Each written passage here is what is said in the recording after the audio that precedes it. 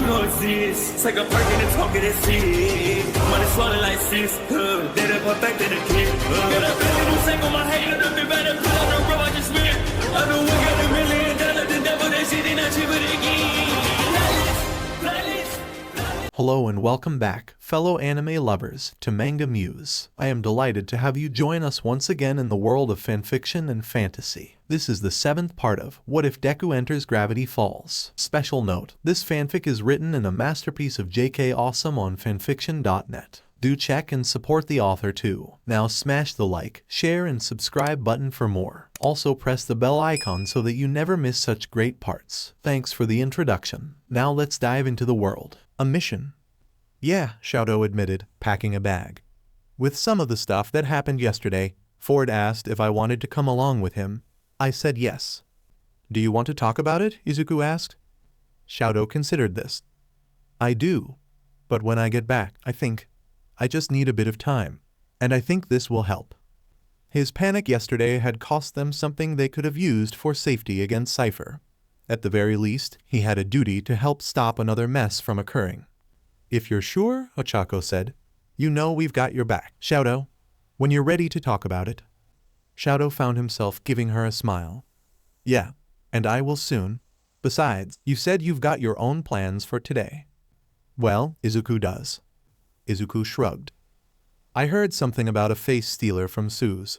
He wants to know if I could help get his Abulita's face back. Well, good luck with that, Shadow offered. I'll be back in a couple hours.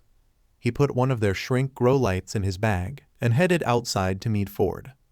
Ford was waiting for him. He offered a smile as Shadow caught up. Ready to go? I am, Shadow confirmed. Where are we headed? Just outside of town. You'll see when we get there. Curious, Shadow followed Ford away from the shack and up into the mountains, higher and higher, until the town was visible beneath them. Shadow took a moment to stop and look over the entirety of Gravity Falls before they continued. Eventually, they reached a small clearing in the woods, and Ford turned to him. All right, in order to seal the rift, we're going to need an adhesive stronger than anything on Earth. Something extraterrestrial in origin. Aliens are, Shadow paused, and actually thought about this revelation for a moment. Of course, I've crossed dimensions and time traveled, and we're planning to stop an entity from another universe. Of course aliens are real. Honestly, he was more surprised that he hadn't guessed this beforehand. Ford laughed at his remark. Fair enough, once you've seen enough things, aliens just don't stand out nearly as much as they would otherwise. Yeah, still, aliens. He turned to Ford. So, are the aliens still alive, or are we just collecting from something abandoned? The latter, Ford admitted. According to my research, the entire valley of Gravity Falls was formed when an extraterrestrial object crash landed here millions of years ago. The aliens inside are all long dead. Is that why Gravity Falls is like this? Shadow wondered. Did the genius loci exist then as well? Ford shrugged. Possibly. Alternatively, perhaps the strange properties of this place were what called the object here in the first place. The answer is still unknown. And the spacecraft itself? Ford grinned. Then he pushed aside a large rock to reveal metal with a strange circular symbol underneath. Sometimes, the strangest things are right under our noses, or our feet, in this case. He pulled a strange oval-looking gun out of his jacket and fiddled with it. Now, you might want to step back. This magnet gun could pull the fillings out of a man's mouth from over 100 feet. Shadow stepped back, and he aimed the gun at the sheet of metal, pulling it away from the rest of the ground, and revealing a ladder leading downwards into darkness. I used to raid this thing for parts for years. Where do you think I got the materials to build my portal? He tossed Shadow the magnet gun. Take this, and let's get going. Shadow followed down the ladder. You don't need it? Oh, I've got another one. This one is for you. Shadow nodded and paused to put the gun in his backpack before continuing downwards. The small tunnel they were in opened up, revealing a massive, overgrown cavern, big enough that birds were flying through it, more metal symbols covered in plants and moss. A lot of the metal seemed to be falling apart, but after millions of years, Shadow figured that just spoke to how well constructed the spacecraft was. Even though the words he'd said earlier were true, and the idea of aliens wasn't so far-fetched after everything else he'd seen. The ship still managed to take his breath away. Something about climbing down into ancient alien tech could do that to a person, he supposed. Fiddleford and I used to come down here all the time, to raid their tech and study their language, Ford explained, as they reached the bottom and stepped onto the ship proper. The substance we need is an alien adhesive, strong enough to keep the hull of a spacecraft together. Especially after millions of years, Shadow agreed quietly, studying the writings on the walls. Indeed. Just one dollop of this should be enough to seal a crack in space-time. Ford paused to take out his own magnet gun. Also, if it touches you, it will seal up all the orifices in your face, so try to avoid that. He charged up his magnet gun with a grin. Noted. Shadow took out his own magnet gun and charged it, watching as Ford jumped over to a metal pole, using the magnet gun to slide around it, further and further down, until he jumped off at the bottom. Shadow paused to take a breath, then jumped forwards. The gun practically dragged him to the same pole, and his breath was nearly knocked away from him as he began zooming downwards. Coping Ford, he swung his feet around, causing the gun to spiral around the pole, easing his descent.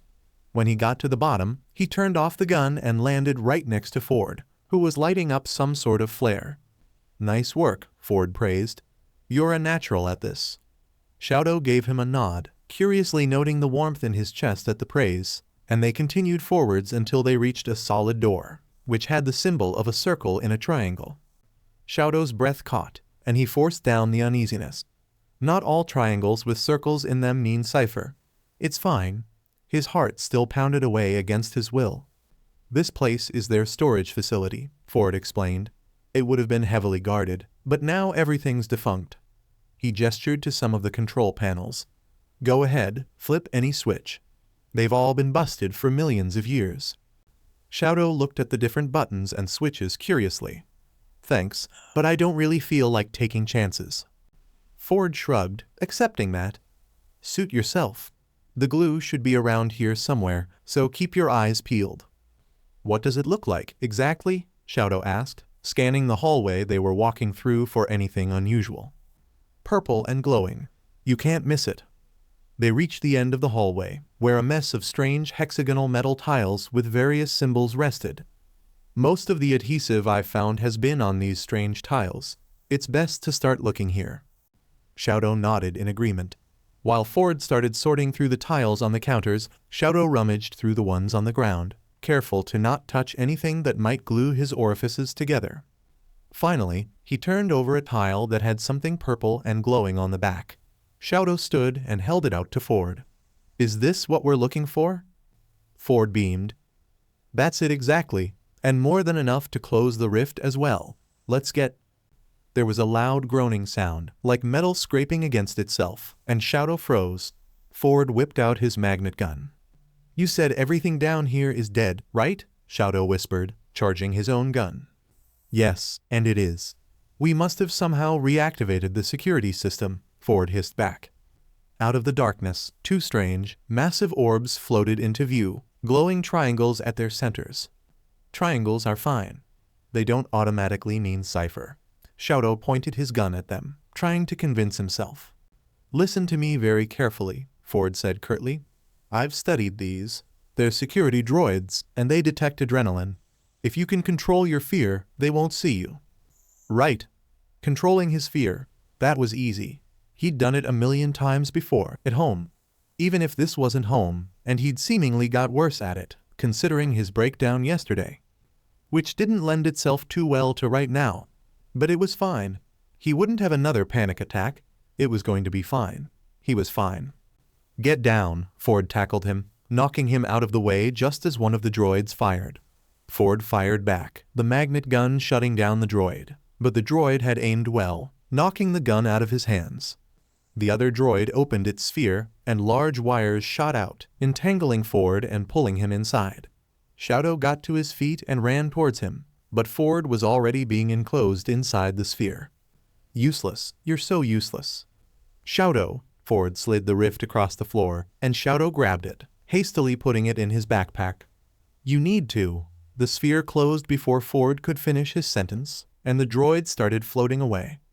Panicked and out of reasonable options, Shadow found himself pointing the magnet gun at the droid. It was a terrible idea. The other option was losing Ford, and that wasn't acceptable.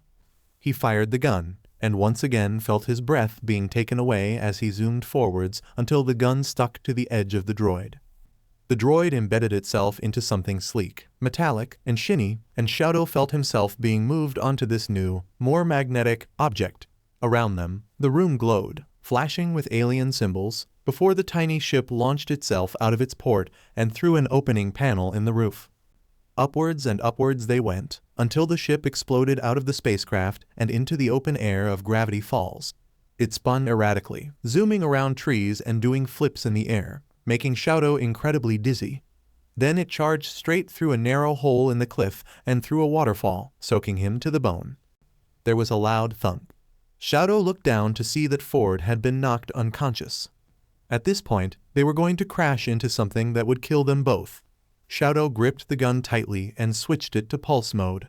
Blue circular waves surrounded the entire ship for a moment before something sputtered and sparked, and they tilted downwards, heading for the ground at high speeds. It was only luck that they landed outside of the forest. The ship skidded across the ground, leaving a long and deep upwelling of dirt in its wake. With the last bump, Shadow fell off the craft, hitting the ground hard and rolling. He dragged himself upwards a moment later, groaning. His legs were quickly forming bruises, and his bandaged arms were aching and covered in dirt. Ford. He ran over to the craft, prying open the sphere, and pulled an injured Ford out of it. Ford groaned slightly and opened his eyes, causing Shadow to let out a sigh of relief. There was a whirling noise, and Shadow spun back around to see the other security droid moving towards them. He set Ford down behind him and aimed his magnet gun, not trusting his fire in a life-or-death scenario like this. In response, the droid whipped out a massive gun, longer than Shadow was tall, and pointed it back at them, starting to charge. Shadow narrowed his eyes, feeling a burst of irritation. He'd been possessed, nearly killed by ghosts and dinosaurs and evil white-haired children and God knew what else. And that was just in the past few months. He'd spent his whole life being beaten and terrified, and if this fucking droid thought it would be the one to stop him, then it had another thing coming. The droid retracted its gun, before sparkling all over and shutting down, dropping into the ground. Shadow let out a long breath, before turning to Ford, who was dragging himself to his feet. Shadow helped him up. "Are you all right?" "Just a bit bruised. I'll be fine," Ford assured him. "Shadow, that was amazing." Shadow shrugged. "Just did what I had to do, is all. Especially to make up for earlier." Ford gave him a bemused smile. "I think what you need to do is learn to take a compliment, kid. Not many grown adults could do what you just did, let alone teenagers. It's something to be proud of." Huh. This, Shadow supposed, was what parental affection was supposed to look like. Shadow entered the attic looking scraped and bruised, but with a satisfied expression on his face. He set his backpack down next to Izuku's and flopped onto his bed with a groan. "How did the mission go?" Izuku asked tentatively. "Good. Really good," Shadow admitted. "Gonna head down in a minute and finish things up with Ford. Then I think I'm just gonna go to bed." He looked up at Izuku. "And your own mission?" Izuku smiled. "That went well too. We got Sue's grandma's face back. And a few other faces that the face stealer stole. There's this whole underground section of Gravityfalls that's really neat, you wouldn't believe." He trailed off, the memory striking him. "Oh wait, I forgot to give the game back to Sue's. We thought we were going to have to trade it for his grandma's face, but we got to keep it in the end. I still have it. Hang on, I'll be right back."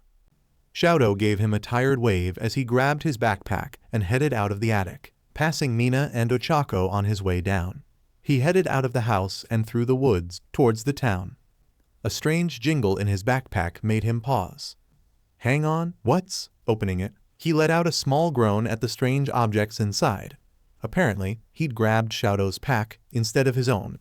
Considering they looked the exact same and were right next to each other, it made sense. But now he was going to have to head back to the shack and trade. "Aye, Izuku?" Izuku turned around to see Blendon, clearly just having landed in their time, fiddling with his device. "Oh, good to see you again. What's up?" It's good to see you too, Blendin flashed him an awkward grin. And I've got good news this time. Remember how I said I'd keep on the lookout for anything that could help you kids get back to your own world? A spark of hope flashed in Izuku's chest. Yeah, I remember that. Then? I found something, Blendin grinned triumphantly.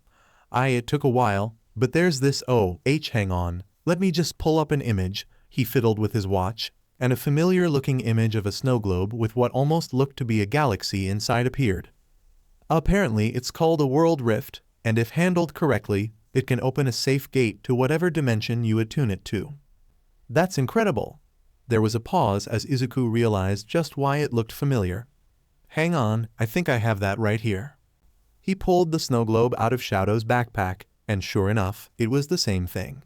If this is what Shadow and Ford had found on their mission, then that probably confirmed Blendin's speculations about it being able to help them get home. That's it, Blendin fiddled with some sort of scanner. Do you mind if I scan this for a sec? I'll give it right back afterwards. Sure. Izuku handed the world rift over, and Blendin stepped back, running a scan over it. Something on his scanner beeped in confirmation.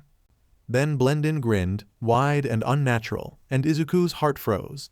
He could see the man's hands shift, holding the rift up high, and he dashed forwards as the globe holding it fell. He was a second too late. The rift shattered on the ground before his eyes. Izuku only had a second to feel the swelling of horror as he looked up into Cypher's eyes before everything went black. Shadow met Ford on the first floor of the shack.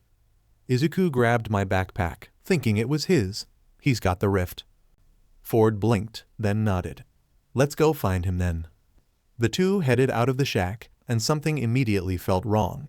That strange something, the genius loci, it almost seemed to be screaming. Before he could voice this, there was a pulse, and the sky turned red.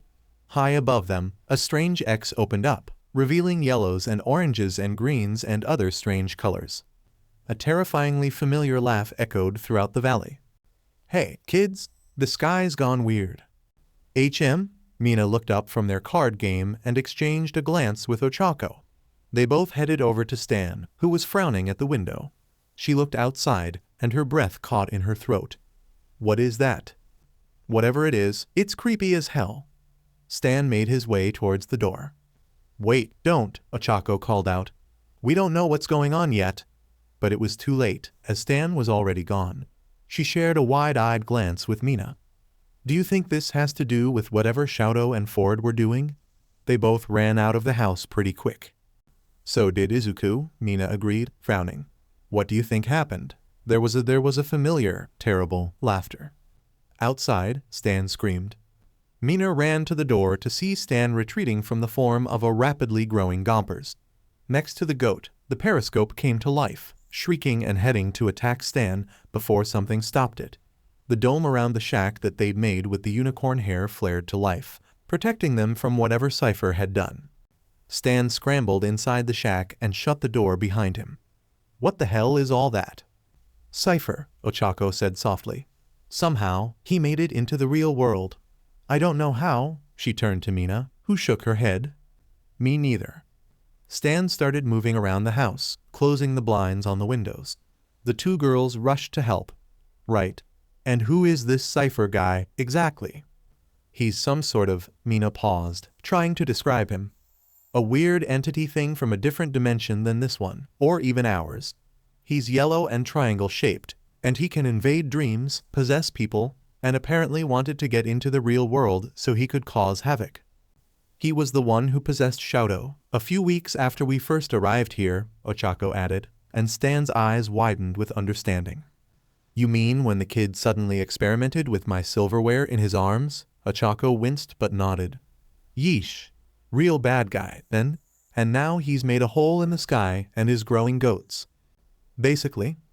Mina peered through the blinds to see the forest on fire, strange, impossible creatures, and also a giant Gompers roaming through it. She turned away from the window and towards the other two people in the shack. Shadow, Izuku, and Ford were outside when all of this happened. I don't know about Shadow and Ford, but Izuku was heading into town. Ochako frowned. Not to mention Suze and Wendy, Candy and Grenda, Pacifica, everyone. We might be safe, but we're the only ones that are. We could use the shack as a safe house, since Cypher can't get us here, Mina proposed. We just need to find the others. Stan grimaced before raising an eyebrow. And risk your own lives to do it? What would the point be if you both get killed before anyone can be found? We still have to try, Ochako shot back. The others are out there. We can't just hide out in here while they're all in danger. That's not what heroes do, Mina agreed. Their friends were out there. Ford was out there. Shoto and Izuku were out there. Stan looked at their determined faces before sighing. Fine, go to your hero thing. I'll see how much supplies we have, and how long it'll last us. It's a good thing I stashed all those meat and beans away. See if anyone you find has any food as well. Mina jumped forwards and hugged him. Thanks, Stan. We'll be back, promise. Stan blinked down at her before hugging her back. Yeah, I know. Just promise you'll be careful. We will, Ochako promised. Together, they headed out into the madness. The first people they found were the gnomes. There were 15 of them, a far cry from the 1,000 they'd boasted at the beginning of the summer. The spokesperson for them, Jeff, recognized them immediately. Hey, you. Yeah, you kids. What the hell happened to our forest? First it was set on fire, and now floating eyeballs are turning my boys into stone. Mina blinked. Flying eyeballs, then, clearly deciding it wasn't worth asking, shook her head. It's a long story. We've got somewhere safe for you to hide out, if you're willing to cooperate. Most of us are either burned to a crisp or turned into stone, Jeff said flatly, and Ochako flinched. Yeah, we'll follow your rules. Got a few other survivors from the magical part of the forest, if you're open to them as well. If they can all get along, then sure, Ochako agreed. Jeff nodded, motioning them to follow him. They moved as silently as they could through the woods, stepping over trees that seemed to have grown feet. A red light shone suddenly through the trees, and Jeff froze. Eyeballs incoming. Hide! The gnomes panicked, diving beneath tree roots. Ochako and Mina stuffed themselves in a small dip behind another tree as the eyeball came into view. It was massive, about half the size of Ochako, with bat-like wings on either side, and a red light shining from its iris. One of the gnomes was still out in the open when the eyeball moved around, and they all watched in horror as he turned to stone from the bottom up under its gaze. His cries suddenly silenced as his mouth stopped functioning, face frozen in terror. Ochako kept her hands over her mouth to keep herself quiet. Next to her, Mina tucked herself into a ball. After another moment that seemed to last an eternity, the eyeball moved on, dragging the gnome with it. They all waited, and when it was clear the thing wasn't coming back, slowly got out of their hiding spaces. Flying eyeballs, Mina said. Right. We just lost Davy, one of the gnomes whispered. I know, I saw that, Jeff hissed back. Let's get the other foresters before any more of us get turned to stone. Thankfully, the rest of their trek was uninterrupted. They made it to a clearing, where the multi-bear, 2 manitors, and a unicorn half turned to stone rested. The unicorn, who Ochako immediately recognized as one of the ones they'd fought yesterday, was it really just yesterday? Glared at her. Why are you here, humans? To mock us? No, we're not you, Ochako snipped back. We're here to get everyone to safety. Our home is protected from all this craziness, so as long as you're inside, you'll be safe. She looked at the manitors and multi-bear. As long as you can all get along, you can all come with. The 3 creatures looked at each other before shrugging. We can put old grudges aside for something like this, one of the multi-bear heads agreed. Sounds good then, Mina managed to smile. Can someone pick up the unicorn? We should head back as fast as possible. I've got it. One of the manitors picked up the now rather huffy-looking unicorn. My name is Lunar Solar Flare, you know? Don't just call me Unicorn. It's rude. Loon it is then, Ochako agreed brightly. Loon huffed again, but was compliant the rest of the way back. Their first trip into town was a lot more chaotic. It seemed Cypher had concentrated his weirdness on the town itself, rather than the forest, which meant pretty much everything was in flames, and monsters were roaming around everywhere. There were flying eyeballs, but also various creatures and demons, and even stranger entities of all shapes, sizes, colors, and body parts. Where should we check out first? Mina wondered quietly, as a being that seemed to just be an amalgamation of tongues dragged itself past them. Somewhere a lot of people might gather in an emergency, I think, Ochako offered, thinking. An idea seemed to strike her.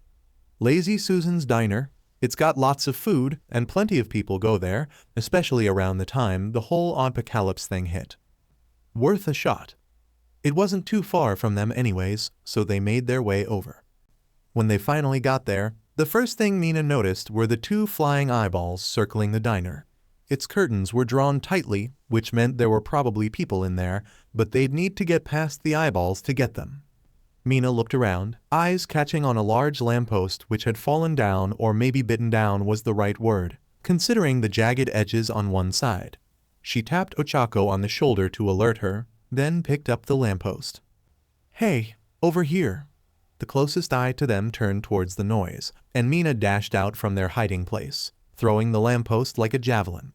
Her aim was true. It struck the eyeball right in its pupil, causing it to make some sort of shrieking noise, writhing in pain.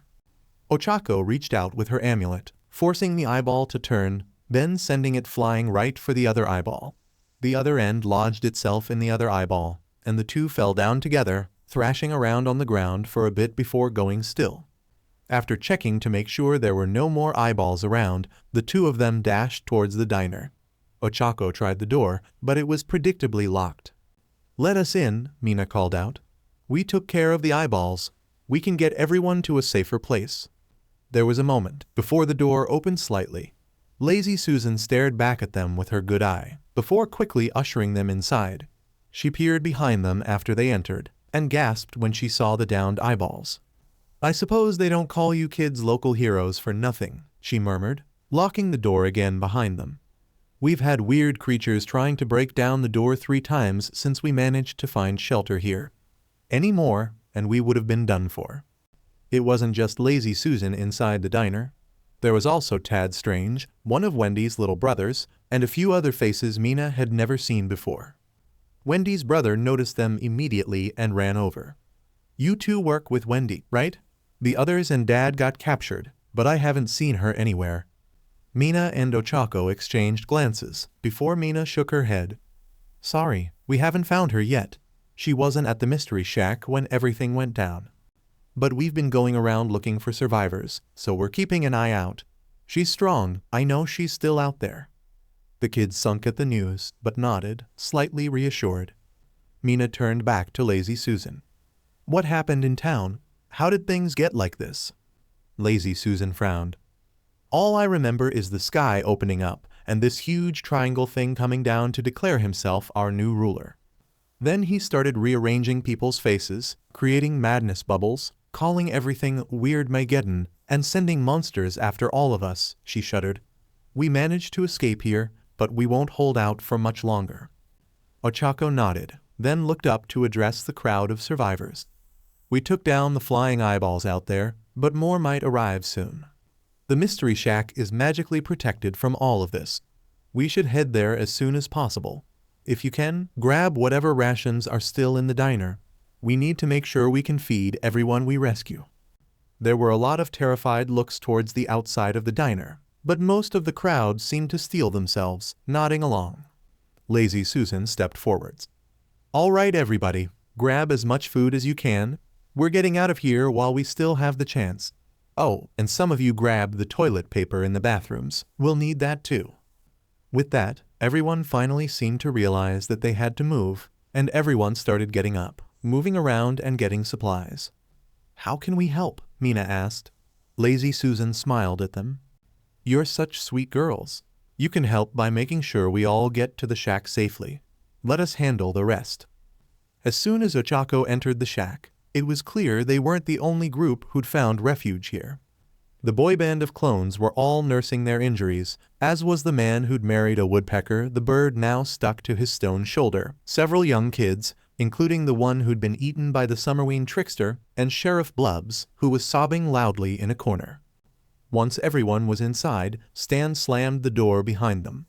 "McGucket just arrived an hour ago with this lot. Don't suppose you directed him here?" Mina shook her head. "Guess they found this place on their own."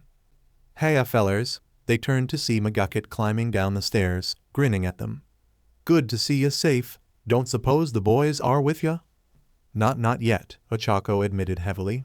We haven't found them yet. Or Wendy, or Suze, or... She shook her head, trying to rid herself of those negative thoughts. But we'll find them. They're definitely still out there. Sure as sarsaparilla they are, McGucket agreed. Those kiddos are strong. We'll find them soon. McGucket's right, Stan agreed, his gruff voice softer than usual, and Ochako realized she was shaking. All of you kids are strong.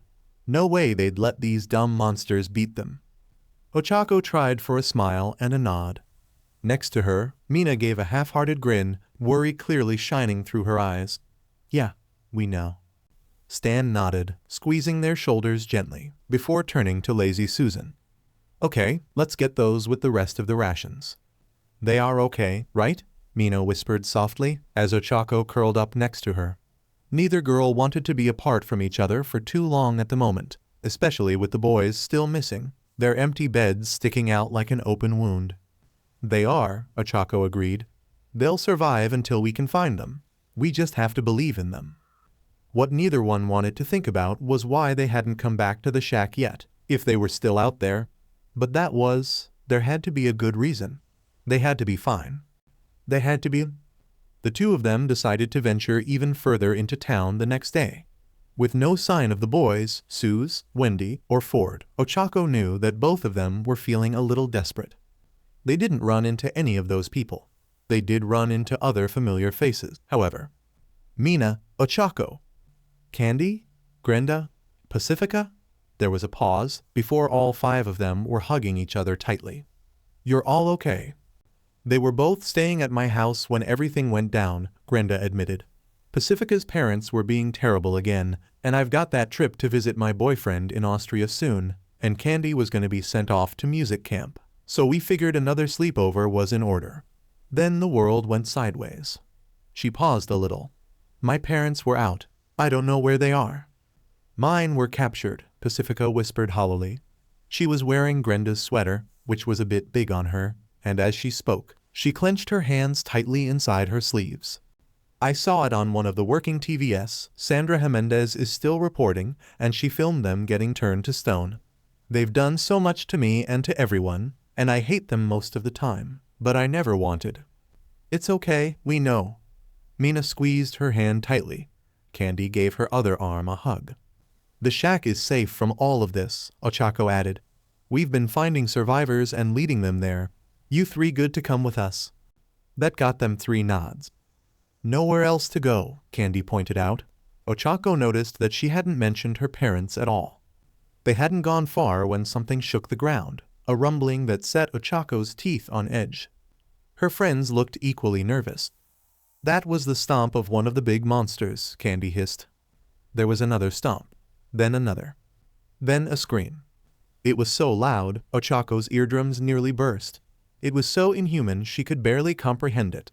Slowly, she turned around to see what was making the noise. Massive green body. Bat-like wings out of the back. Tentacles on the face. Okay, Mina started shakily. Why the fuck is Cthulhu here? The monster that looked like Cthulhu screamed again, sending out a wave of energy with a color Ochako couldn't describe out of its face. There were more screams, human this time, before the energy beam faded and the screams petered out. We need to move, Pacifica hissed. Like, right now. The five of them scrambled to get away, but the stomping seemed to follow. Ochako risked looking back and found herself staring at a very angry maybe Cthulhu. Candy froze. We're too late. Mina looked around wildly. There's gotta be a place we can hide, right? Where? Grenda demanded, panic fully settled into her voice. Ochako gripped her amulet, watching as the being prepared its next scream. It's some sort of energy beam, right? Maybe I could, I don't know, catch it. Would that even work? Pacifica wondered. It's not like you're just levitating a bookshelf or something. Mina grimaced. We don't have any other options at the moment. Go for it. Maybe Cthulhu screamed.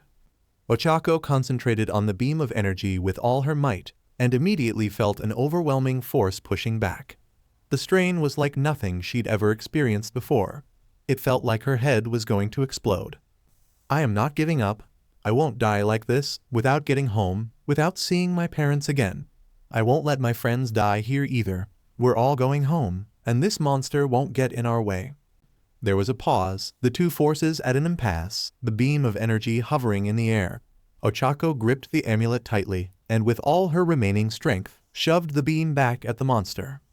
The monster howled, stepping back before toppling over. Underneath her hand, the amulet cracked before shattering. There was a last pulse of energy, and then all of Ochako's strength seemed to leave her, and she collapsed.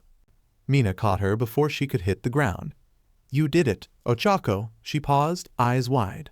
Oh, Ochako, your hair.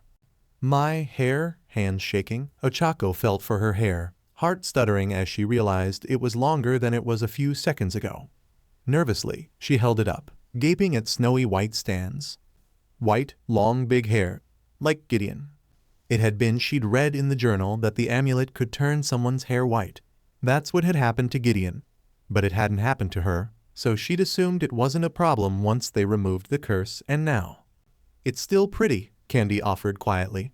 Don't worry, you still look like you, but with white hair. It was so stupid. That of all the things they'd been through, while they were in the middle of a literal apocalypse, this was the straw that broke the camel's back. But Ochako found she could barely hold back tears. There was movement from the Not Cthulhu, and they all turned back to see that it was heavily injured, but still very much alive. Ochako tried to get to her feet, only to find she had no energy left for that. Mina scooped her up in her arms, and they all held their breath. Then there was a bright glow, blue fire washing over Not Cthulhu, before it turned into a swarm of butterflies, which flew away. Shouto, Mina breathed. That was him. He's okay. If she wasn't already out of energy, Ochako would have felt faint with relief. We need to find him. Pacifica winced, looking at her. We need to get you to the shack. But... Pacifica's right, Grenda agreed. You aren't in any shape to help anyone right now, and the rest of us aren't gonna leave you alone. Shouto can hold out until we get you back to the shack. Ochako knew they were both right, but Shouto was right there. Izuku might be with him as well. And here she was, preventing them from finding their friends because she was currently dead weight. Mina's arms were shaking, and Ochako knew she wanted to run over and look for Shouto. Instead, she smiled down at Ochako. Hey, you saved all of our lives. You just took down a giant Cthulhu-like monster. It's okay to not be okay right now. We'll get back to the shack, and then when you're ready, we'll go find the others. Ochako finally nodded, but as they started the trek home, she couldn't stop the tears from finally falling. Thankfully, Ochako seemed to be feeling better by the next morning. Mina watched as she lifted a juice box to her mouth, white hair tied up in a ponytail. So you can still use the amulet's powers even though it's gone, she summarized. Ochako nodded. Yeah, after the whole fairy thing, I could lift small objects without it, but now it's as easy as when I had the amulet. She looked down at the floating juice box. I'd rather still need to use it and have my normal hair back. I know that's stupid, but... It's not stupid, Mina assured her. I like my hair too. I'd be upset if it suddenly changed when I didn't want that. Yeah. There was a pause where the two of them sat in silence, looking out the window. A dark blood cloud that had been there since Weird Mageddon started suddenly moved, as if pushed by a breeze, and behind it was a strange chained-up sphere, green, and with a lightning bolt marked on it. Mina frowned at the familiarity of it, but Ochako caught on first. Hang on, didn't Cypher call Izuku Sparks? Like he called me Sunshine, you shooting star, and Shouto Pine Tree. He did, Mina confirmed. On the one hand, this meant Izuku had been captured. On the other, they finally knew where he was. She turned to Ochako. If we can suddenly see this now, I bet Shouto can too. Want to bet he'll meet us there? Ochako grinned. Sounds about right to me. She stood up, shaking her arms out. I'm feeling all better now, so we should go as soon as possible. Are you sure? Positive. Let's go rescue Izuku. So this is how the world ends, Ford mused, as they stared up at the hole in the sky. Not with a bang, but with a, he trailed off, making a funny gesture with his hands. Boop boop. Izuku had the rift. It must have broken, somehow.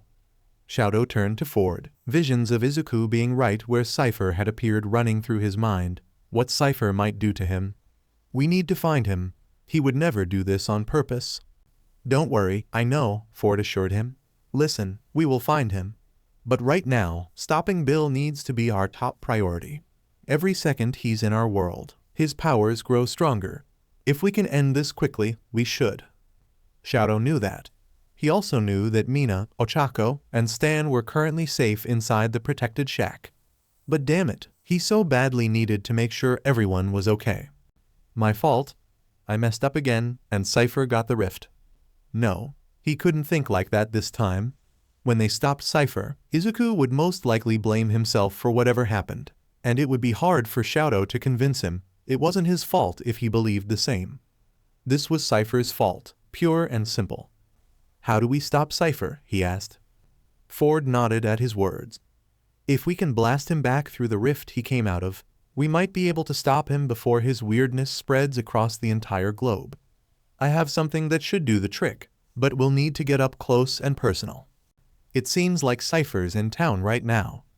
Shadow looked towards the town, which was already starting to go up in flames. Then that's where we're heading, Ford agreed. Gravityfalls was already in chaos by the time they reached it. They passed mailboxes eating squirrels, former trees that were now tentacles, and three-headed demonic-looking birds on their way through the town. Shadow thought he saw that one video game fighting character breaking out of the arcade, but there were more important things to worry about at the moment. In the town square, Shadow could see Cypher, laughing and surrounded by other demonic beings. Above them, a massive pyramid loomed over everything. Ford motioned inside the church, and they climbed up to the bell tower, where Ford pulled out a long, futuristic-looking rifle. My quantum destabilizer. I've been waiting a long time to use this. He fired up the gun. We're only going to have one chance to take this shot. There was a moment of tense silence as Ford aimed. Ready, steady, and... A chill passed through Shadow, and the bell behind them suddenly blinked with new eyes, mouth opening wide in a grin. I'm alive now. Ford jolted and fired early, the shot blowing through Cypher's top hat and completely obliterating the tree in front of him. There was a long, horrible pause. Then the top hat, apparently made of flesh and bone and sinew, knit itself together in a grotesque display, and Cypher turned to face them. Well, and here I thought today couldn't get any better. Cypher formed a finger gun, and Shadow barely had a chance to duck before the roof of the tower exploded around him. He lit his hands ablaze, and, miraculously, his fire did what he wanted, protecting them both from the brunt of the blast. Ford sent him a panicked look. Shadow, listen, I know one other way to defeat Bill. He stopped as Cypher drew near. Shadow, hide.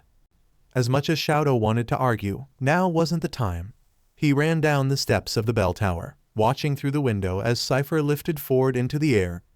Good ol' six fingers. I've been waiting an eternity to have a chat face to face. He maneuvered Ford so that he was in front of the other creatures. Everyone, this weird Mageddon wouldn't be possible without help from our friend here. Give him a six-fingered hand. Ford struggled in Cypher's grip as his minions clapped. This brainiac is the one who built the portal in the first place. Shadow slipped out one of the church's broken windows and hid behind the former statue of Nathaniel Northwest. Now just a block of stone with some melted metal on top. He had no idea how, but if there was some chance he could free Ford. Ah, don't look so sad, Fordsy, Cypher taunted. With that extra finger, it's not too late to join me. You'd fit right in with my freaks. I'd die before I'd join you, Ford shot back. I know your weakness, Bill. Cypher didn't seem bothered. Oh yeah, and I know a riddle. Why did the old man do this? He held up his hands awkwardly. Ford frowned, mimicking the pose. This? Cypher blasted him with a laser, turning Ford into solid gold. Because I needed a new back scratcher. Shadow watched, stunned. Ford was gone. Ford was gone. Could he still be alive? Could whatever Cypher just did be undone? Being turned into gold would stop the brain from functioning. Did he just watch Ford die? All this time here in Gravity Falls with everyone, even Ford, feeling like he actually had a family that was proud of him, and now Ford was. Cypher and the demons were laughing, and blood was rushing through Shadow's ears until he couldn't take it anymore, because Ford might be dead. That's enough. There was a pause as the demons turned to him, and Shadow realized he had jumped onto the former statue. You let Ford go. Now. Now isn't this interesting? Suddenly, Cypher was right in front of him, eye flashing down on him like a spotlight. My old puppet is back for an encore. You think you can stop me? He held Ford out of reach, before manifesting 10 more arms and hands, putting them up in front of him. Go on, Pine Tree, give it your best shot. Shadow definitely hadn't thought this far. The only thing going for him was that Cypher didn't think he could do anything. If he could catch Cypher by surprise and then undo whatever had been done to Ford. Shadow's fists lit up with fire. Cypher's eye widened. With one hand, he shot a bolt of fire towards Cypher, who immediately brought up a shield. While he was distracted, he reached out the other hand, praying that this would actually work. There was a light glow around Ford, and then he was back to normal, struggling in Cypher's grip. If Shadow could get him down.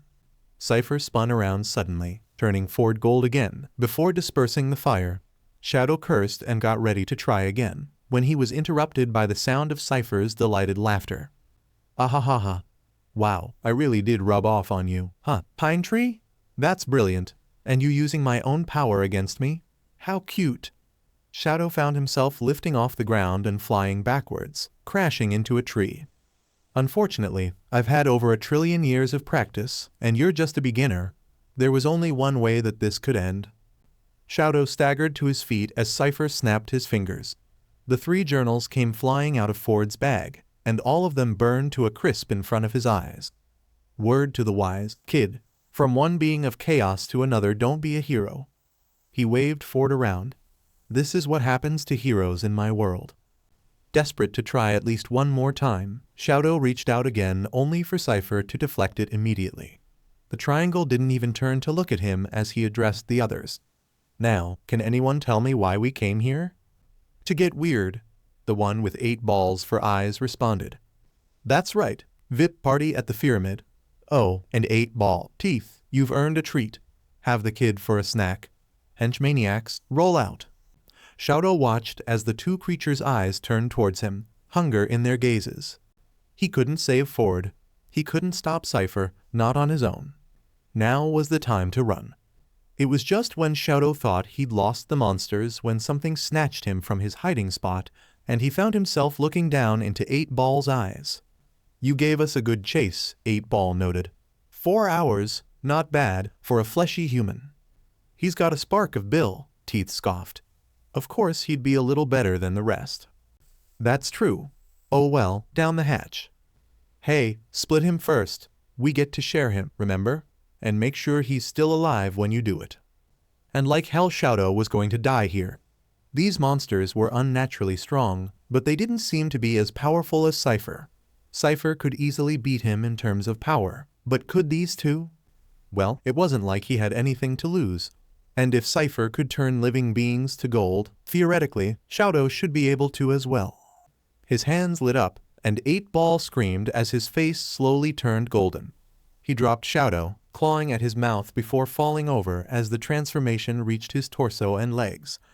Teeth screamed and ran at him. Shadow dodged neatly out of the way and started the process again. How? You're not. Teeth didn't manage another word before he too was gold. Shadow finally paused to catch his breath, staring at the golden statues before him. They were going to eat him. They were too physically strong for him to handle another way. This was the only option. If he was going to feel bad about literal demons that had just tried to eat him alive, he wasn't going to survive this long enough to find Izuku and the others. He needed to steel himself. The first day, surprisingly, wasn't so bad. It helped that for once. Finally, his fire did exactly what he wanted it to, all of the time. Which was also somewhat concerning, but considering Shadow had to do whatever it took to survive and make it back to the shack, he was just going to chalk it up to part of the weird Mageddon strangeness and move on. The more frustrating part was that every time he tried to head towards the shack, something always seemed to get in his way. The first day, it was the constant stream of monsters that seemed to have it out for him specifically. Or maybe it was Cypher that had it out for him. By the end of the day, he holed himself up in one of the abandoned buildings and hoped for the best. He should be out there, saving people, doing something, anything. Instead, it was all he could do to keep himself alive. And even if he were to try and save people, the monsters that kept going after him would find themselves with easier targets. Mina, Ochako, and Stan were in the shack. They should be safe. But Suze and Wendy weren't. Candy, Grenda, and Pacifica weren't. McGucket wasn't. Ford was gone. And Izuku was still missing. Day 2 went a little better, even if Shadow was still unable to make it back to the shack. At one point, as he was making his way around a more deserted part of town, he heard a thunderous crash and turned towards the noise. The being that had fallen over, well, it honestly looked a lot like the depictions of Cthulhu he'd seen. But if it had fallen over, it couldn't be as powerful, right?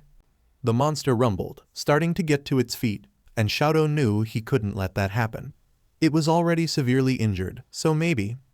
He reached out, and the incident with the federal agents came to mind, how half the car had turned into butterflies. A fiery blue glow surrounded the monster, and seconds later, it dissolved into a swarm of butterflies. Shadow watched the tiny creatures flutter away, and nearly dropped to his knees with exhaustion. So there is a limit. He was going to have to hide away for a while again and recover his strength. He was pretty sure it was worth it, though. We're day 3 in this strange cataclysmic event, which some are calling Weirdmageddon or the Oddpocalypse. Weather today calls for black clouds, blood rain, and showers of eyeballs turning people into stone. I'm Sandra Hemendaz, and I just ate a rat for dinner. Honestly, Shadow couldn't blame the reporter. He listened to the TV that was lying in the middle of the road as he hid from another passing eyeball and heard his own stomach growl. There wasn't much to eat at this point, with so much of the world having gone strange. At this point, he was considering making his way to the mall. If it wasn't completely corrupted by the madness, there might still be food in there. Or people taking shelter. That was also a good possibility. It was a short run over, and Shadow could see the pterodactyl he and the others had run into tearing the out of the mall sign before flying away. The coast seemed clear, but there was also an unfortunately large stretch of open area between him and the mall. He'd need to make a run for it. Shadow cleared about half the distance when he heard it. Hey, you. Yeah, I want to talk to you. I want to talk to you about getting in my mouth. Shadow risked a look, took in the massive hairy face with a singular arm sticking out of its bald head, and ran even faster, reaching the doors to the mall in record time and yanking at them as hard as he could. Locked. Hey, you. I'm talking to you. You don't have to make a big deal out of this. Stop being so rude. I'm just asking you to get in my mouth. The doors still wouldn't budge. Shadow's hands lit up, and he moved the doors apart with his fire, just enough for him to get inside, before slamming them shut again right before the monster could make its way in. He let out an involuntary sigh of relief, backing up as it pounded on the doors. When it seemed clear that the monster couldn't get in, he turned around to inspect the mall. It seemed deserted, with a broken glass roof and a ground littered with debris. If anyone had taken shelter here, they were most likely long gone, along with whatever food they'd found. Still, it couldn't hurt to take a closer look. Shadow picked his way through the mall, noting all the overturned stands and collapsed signs, before the sound of old lighting caught his attention. He turned, seeing a singular plate of nachos sitting in the center of one of the few tables left, surrounded by broken chairs and a singular bush. It was very obviously a trap. There was no way it could be anything else. Still, at the sight of them, Shadow's stomach rumbled even louder. Hesitantly, he held out his hand and floated the nachos off the table, making sure to maintain his distance. Sure enough, something snapped, and a net sprang up from the ground. Something popped out of the bush, and Shadow readied himself to fight. Shadow? Shadow paused, actually taking in the person in the bush, and his fire extinguished itself, nachos falling back to the table. Wendy? Wendy's eyes lit up, and she climbed out of the bush. She had dark streaks of face paint under her eyes, a crossbow in her hand, and a quiver full of arrows on her back. It's really you. You're okay. Shadow couldn't stop the wave of relief that spread over him, and he found himself smiling. You're okay too. It's so good to see you. Wendy grinned. Right back at you. My dad made me and my brothers do apocalypse training every year instead of Christmas. Who knew it would actually pay off? A bat flittered by them, and Wendy turned on a time, shooting it down with her crossbow. Nice, bat meat. She turned back to him. Are the others with you? Shadow's smile slipped away, and he shook his head. I was with Ford when Cypher broke everything. Cypher got forward, and I haven't been able to make it back to the shack. Izuku was outside too, and he was the one who had the rift what Cypher used to get into our world. I have no idea what happened to him. Were his hands shaking? They felt like they were shaking. Wendy walked over and set a hand on his shoulder, giving him a smile. Hey, it's okay. We have each other now, at least. She winced. And Toby determined, who I accidentally mistook for a monster. Shadow blinked, finally spotting Toby just a bit away. Toby gave him a nod of acknowledgement. This just in, this arrow in my shoulder. Wendy winced again. We shouldn't stay out in the open for too long. Let me show you my hideout. Sounds good. He followed Wendy as she led the two of them to the back of the mall, where graffiti covered a closed-down Hot Topic. She bent down and pulled up the metal gate for them to slip under, then ducked under herself and shut it again. We were playing Truth or Dare in the cemetery when it happened, Wendy explained, as she roasted the bat she'd caught over a small fire they'd started in one of the bins. Shadow munched on the nachos and listened. The eyeballs froze Nate, Lee, Tambry, and Thompson. Robbie almost got away, but had to pause to take a selfie. Sounds like him, Shadow agreed dryly. Wendy snorted her agreement, before raising an eyebrow. What about you? Shadow looked down at his hands. Like I said, I was with Ford. He tried to blast Cypher back through the rift right after it happened, but obviously that didn't work. Then Cypher turned him into solid gold. I tried to stop him. My fire seems to actually work how I want it to right now, but I can't match up to Cypher. And you're the only person I've found in 3 days. Wendy gave him a searching look, before setting the cooked bat meat aside. Come on, let's get some fresh air. Toby, you watch the camp. A dark green curtain from within the depths of the store slid open, and revealed Toby determined in full Hot Topic glory, with a skull belt, hot pink shirt, and fishnet sleeves, his hair now styled up in a neon blue mohawk. Don't call me Toby anymore. Call me Bodacious T. Literally no one is ever going to call you that, Wendy snipped dryly. Toby pouted as she led Shadow to the roof of the building. The two of them found a comfortable spot to sit and watch the chaos. Pixelated video game characters, floating ears and eyeballs, the water tower now sprouting a toothy mouth and tongue, a giant gompers, and more all stormed through the destroyed town, under the watchful eye of the massive pyramid and the rift above it. Wendy opened a soda and sipped it. The end of the world, huh? Man, those death metal album covers got it shockingly right. Shadow gazed out at the mess. What do we do now? The journals are destroyed. Ford is captured. I can't find the others anywhere. Something twisted in his chest. Cypher said it himself. There's no room for heroes out here. It's not over yet, Wendy insisted. You've beaten Cypher twice before. Why is this time any different? Shadow looked down at her soda. It was the same brand as the one Cypher had poured into his eyes so long ago. Before, he had far more weaknesses. Ford said he knew of at least one weakness left, but he's already been captured. And before, we beat him as a team. Then let's get the team back together. Shadow finally looked up at her. She gave him a grin. Look, I've seen some crazy things this summer. Some were terrifying, and some were amazing. But honestly, the most amazing thing has been you four. I don't know if it's all that hero talk, or just dumb luck, but when you four work together, it seems like there's nothing you can't accomplish.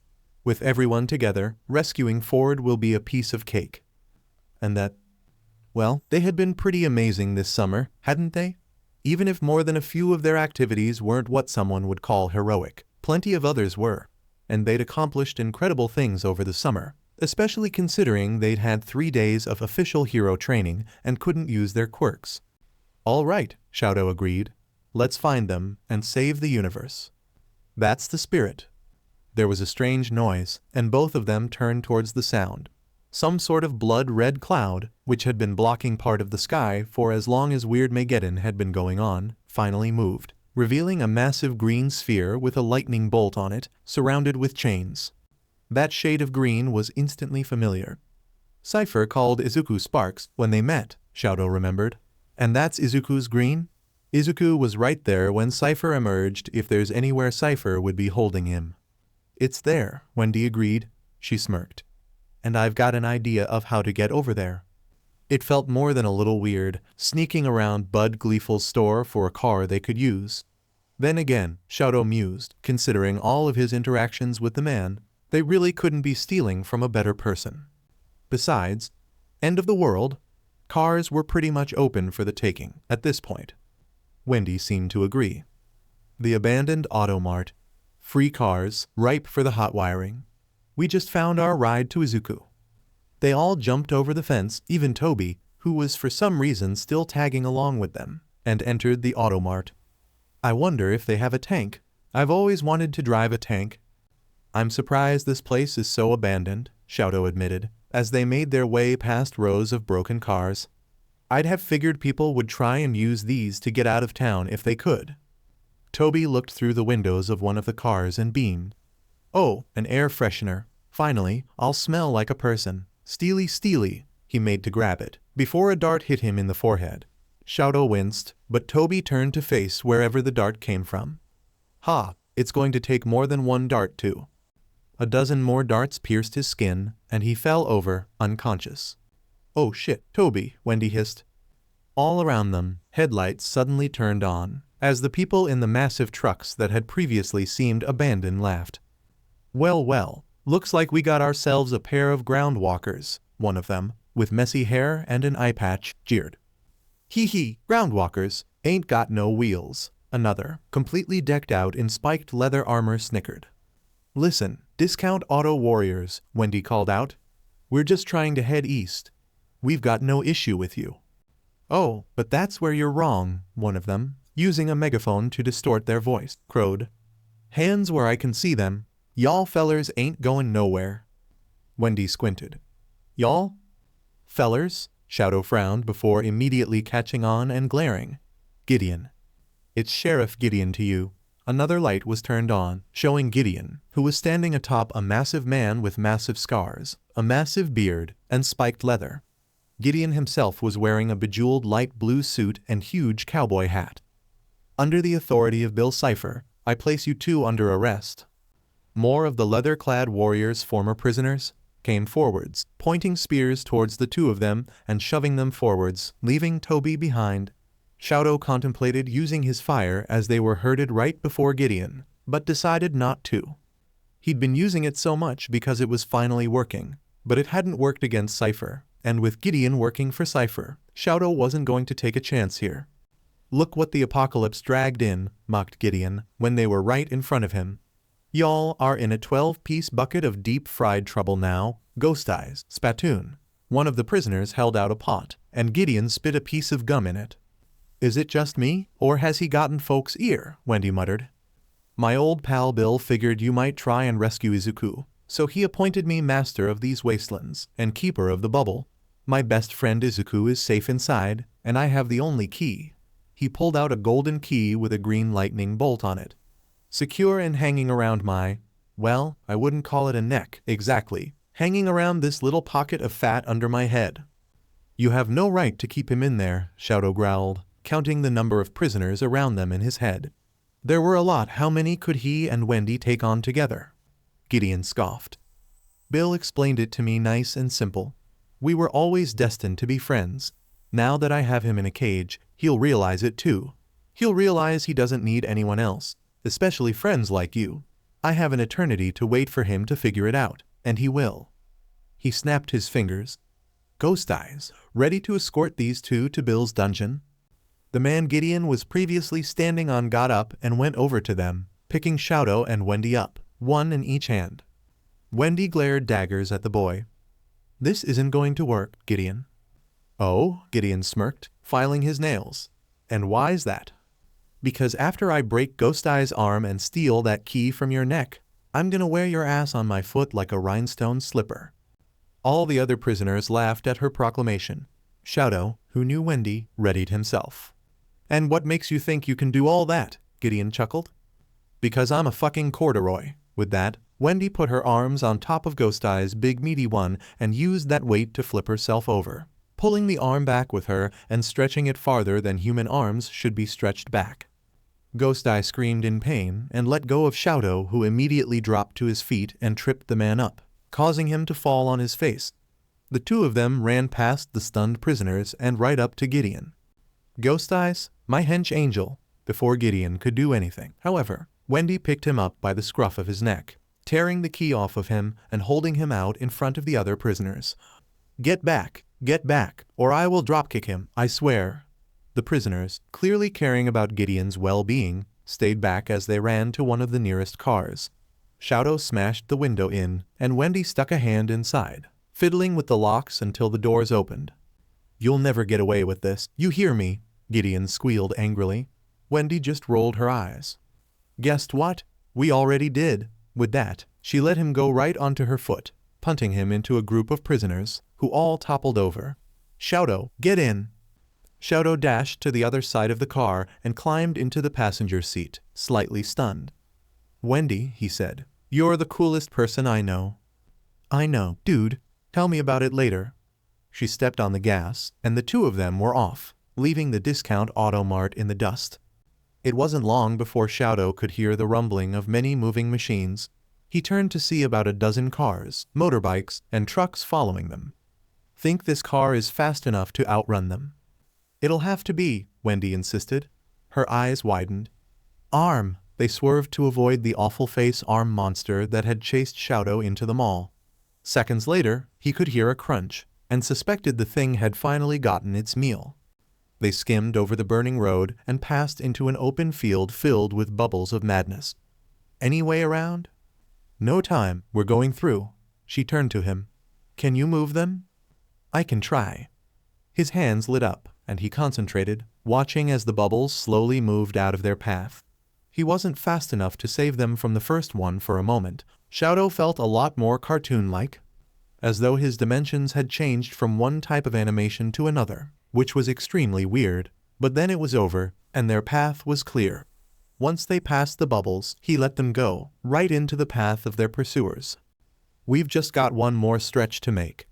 Wendy gestured to the massive gap in front of them, clutching the wheel tightly. 2 years of a driver's license, don't fail me now." There was a slight incline, and then they were airborne. For one long moment, they soared through the air. Then they were crashing down on the other side, the car bouncing and rolling around, windows all shattering in on them. They landed upright and scrambled to get out of the car. Shadow felt bruises everywhere, cuts from glass stinging his cheek and his legs. Wendy looked just as bad. But they were almost there, just a few more meters. "Shadow, Wendy." Shadow looked up to see Mina, Ochako, and Suze running towards them. Suze was covered in a tattered black cloak with a hood.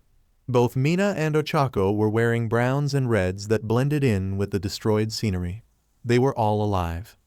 Ochako's hair looked longer and white for some reason, but that didn't matter because they were all alive and okay. There was a moment where he was hobbling towards them, and they running towards him and Wendy, and then Shadow found himself crushed in hugs. "You're alive," Mina sobbed. "God, we were so worried. We saw the whole Cthulhu butterflies thing, but we weren't able to search for you afterwards." "It's okay," he croaked. "I'm so glad you're safe too." "Agreed," Wendy managed, slowly prying Suze off of her. Ochako, why is your hair?" Ochako offered an awkward smile. "Oh, right. Looks like I just overused the amulet, I guess. Now the amulet is gone, and I just have its power and white hair." Like Gideon, went unsaid. Shadow might not always be the best at reading a room, but he knew not to bring it up. "Has Suze been with you the whole time?" "Oh, we just met up here when we saw the bubble," Suze admitted. "I've been wandering the plains, helping people out where I can. I guess there are some folk songs about me now." "The unicorn hair worked," Mina informed him, finally letting Shadow go. "The shack is completely safe from all of this. We've been leading anyone and everyone we can find back there. Stan, Candy, Grenda, and Pacifica are all safe, by the way." Shadow let out a sigh of relief, trying to ignore the way his chest hurt at the motion from all his injuries. "That's good to hear. And now we've found you too, so that's almost everyone." Ochako looked around, as if searching for someone else. "Is Ford with you guys?" Shadow felt something twist inside him. "No. He got captured. I couldn't save him." The others looked at him sympathetically. Mina opened her mouth to respond, but was cut off by the sound of the prisoners finally catching up to them. Cars moved in from all sides, the discount auto warriors driving them cackling as they came. Mina immediately backed up against him, gripping her grappling hook in one hand and one of Ford's guns in the other. Ochako made a fist around where her amulet used to rest, before shaking her head and getting into a fighting stance. Despite every part of Shadow hurting, his hands lit up with fire as well. Gideon got out of his car and stood in front of them. "Woo-wee, I dare say y'all almost had the jump on me for a second there. But this ain't your Gravity Falls anymore. Out here, I win." He clapped his hands and was handed some kind of horn, which he blew. "Bill's henchbats will be here any minute to retrieve y'all. Izuku's mine now." "As if," Ochako practically snarled. "We won't let you keep him like this." "Izuku isn't even yours," Shadow pointed out bluntly. "He's in that bubble, completely separated from you, and we know Izuku keeping him trapped in there won't make him like you more. In fact, it's hard to make Izuku hate anyone, but you just might make him hate you." "Shadow's right," Mina agreed. "You can't force someone to care about you. You especially can't force them to be your friend.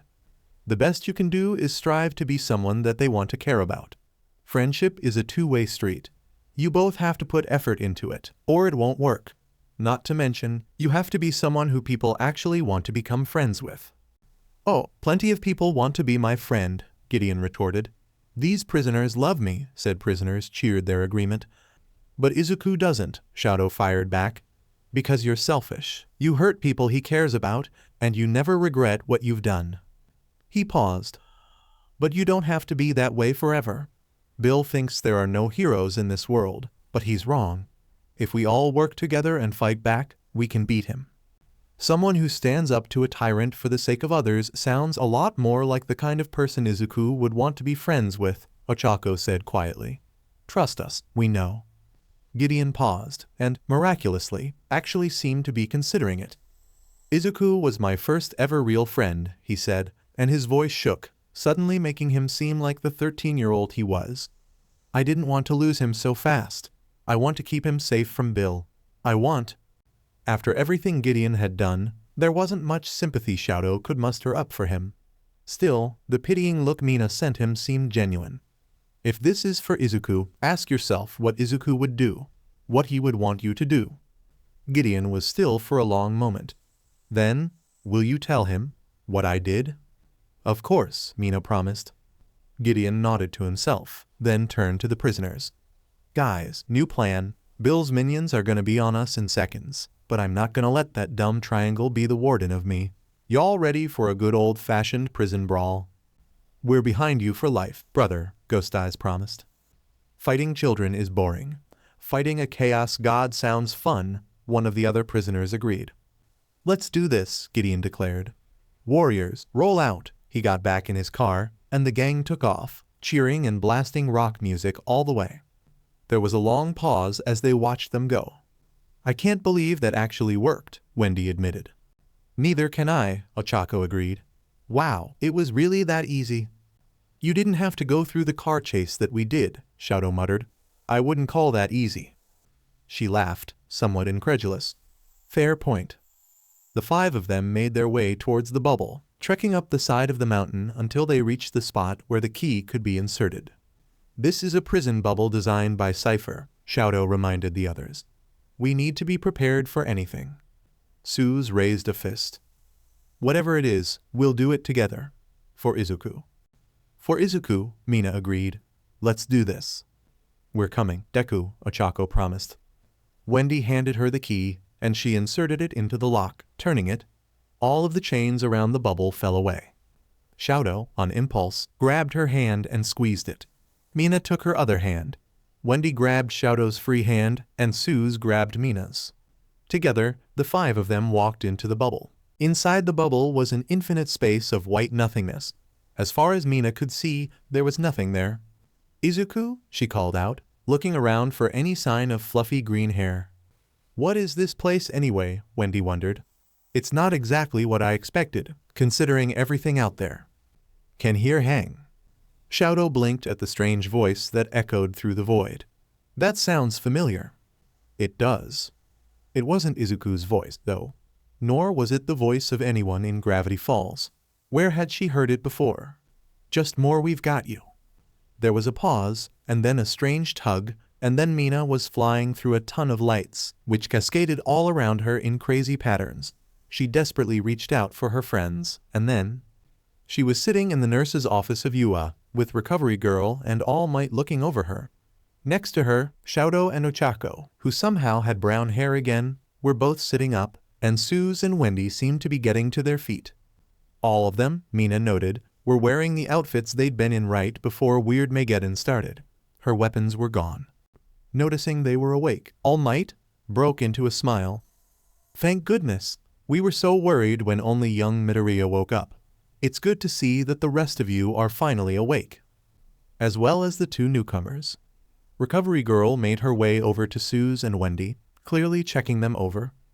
Wendy kept an eye on the older woman, but also seemed distracted by the noticeable lack of cuts and bruises that she'd had just a moment ago. Mina looked over to Shoto, who seemed equally free of injuries.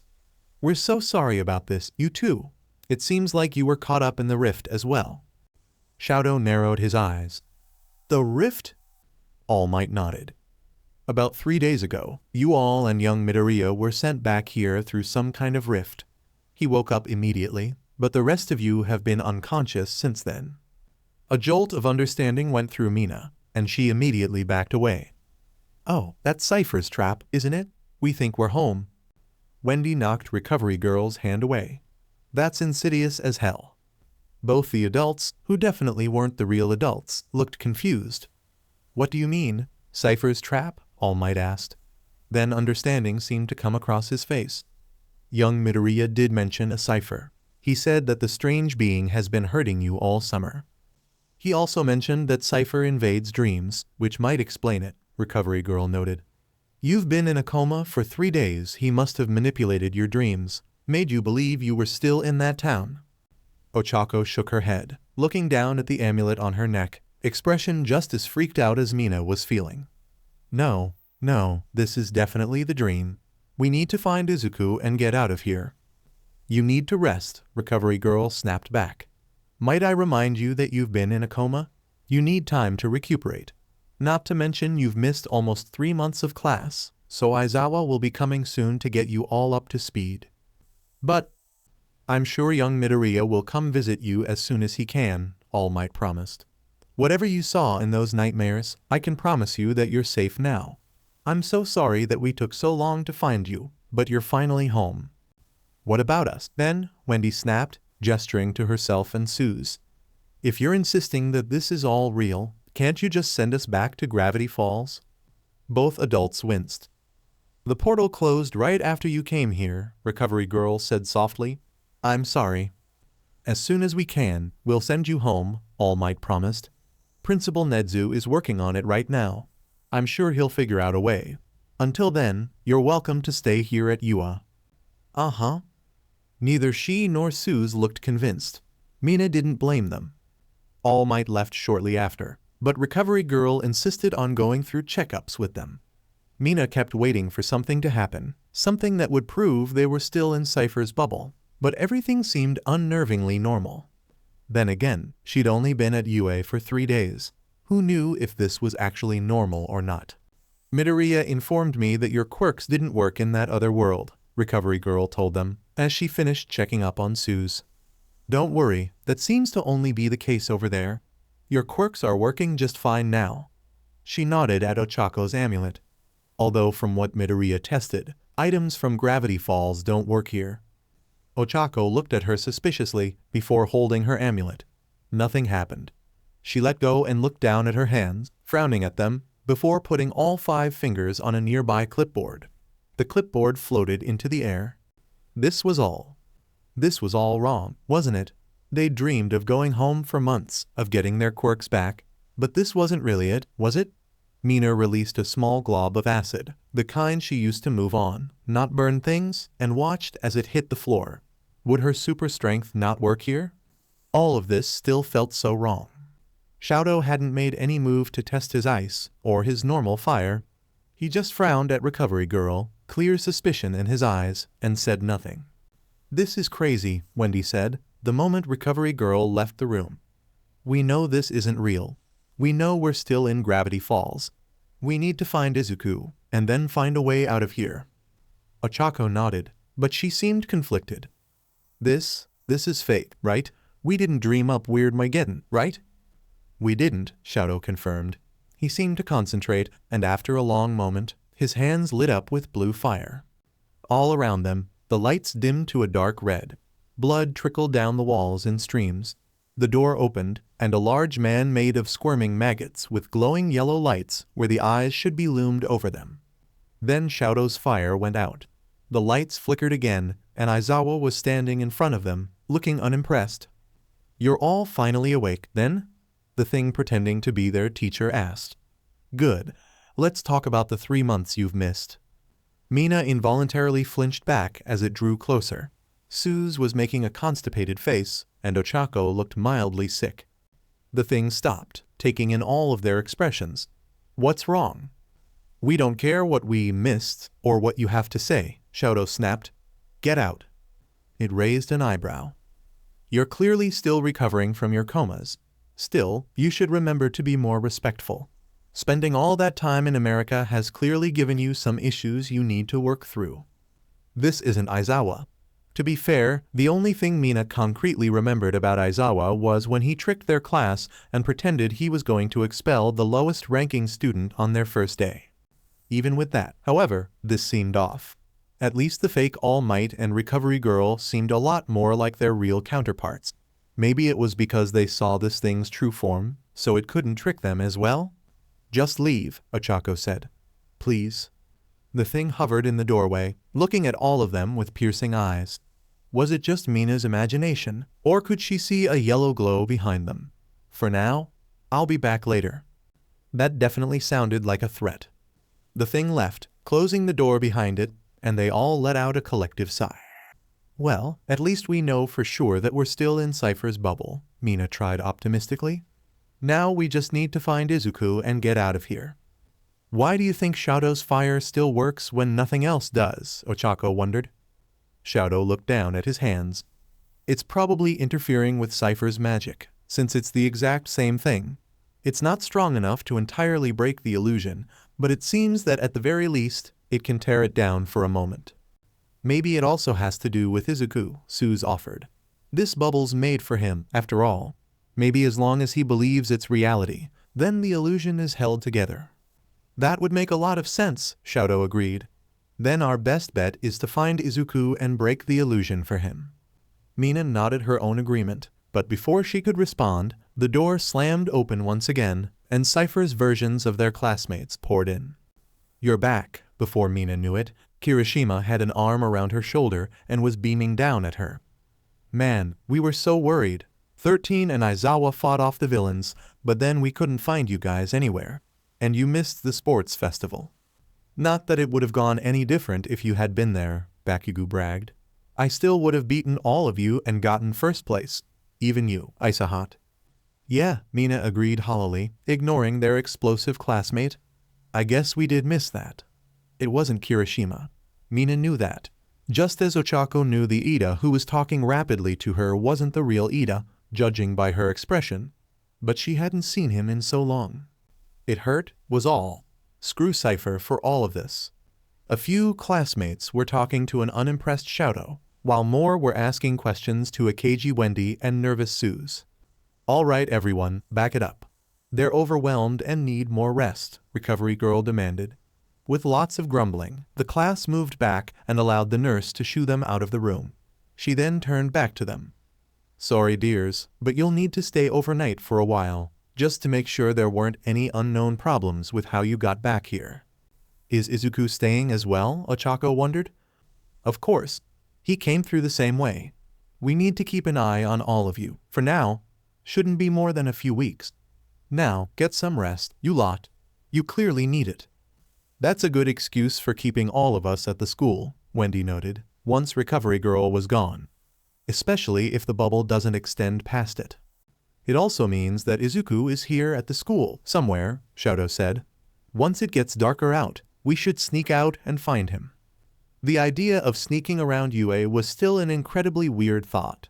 But this wasn't actually Yua. Nothing they did in this school mattered, except finding Izuku. Mina just had to keep that in mind. They waited until Recovery Girl seemed asleep to make their move.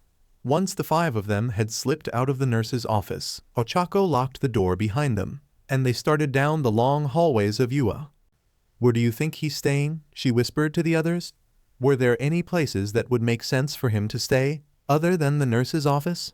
It would have to be somewhere realistic, or the illusion would be damaged, Shadow mused. He frowned. The teacher's lounge?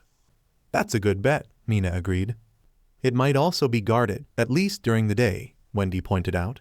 You know, by the fake teachers. Ochako smiled grimly. All the more reason to have Deku stay there. He'd be surrounded by his wardens, and he wouldn't even know it. Let's give it a shot. Maybe it was because she knew this was all a trap by Cypher, but Yua at night seemed a lot creepier than she remembered it being in the daytime. There was a persistent feeling of being watched through the massive windows, and all the dark corners felt like they were hiding monsters that could jump out at them at any moment. Nothing happened, though. They just walked the halls, trying not to make too much noise, and Ochako shoved her nerves down. She felt so exposed, without her power. It was stupid, because she temporarily had her quirk back, and that was supposed to be better, right? And her hair was brown and normal length again, and all of that should be okay. Except, if they ran into Nadaizawa, he could erase her quirk, and she was far more used to using the amulet's power at this point, which was probably a bad thing, but Ochako couldn't afford to dwell on it at the moment. Does Recovery Girl know you're out and about like this? The 5 of them spun around. There, lurking in the shadows, was Nadaizawa. His eyes were glowing red with a hint of yellow, and he fixed them all with an unimpressed look. Sorry dude, Suze offered. We're going to see Izuku. Nadaizawa raised an eyebrow.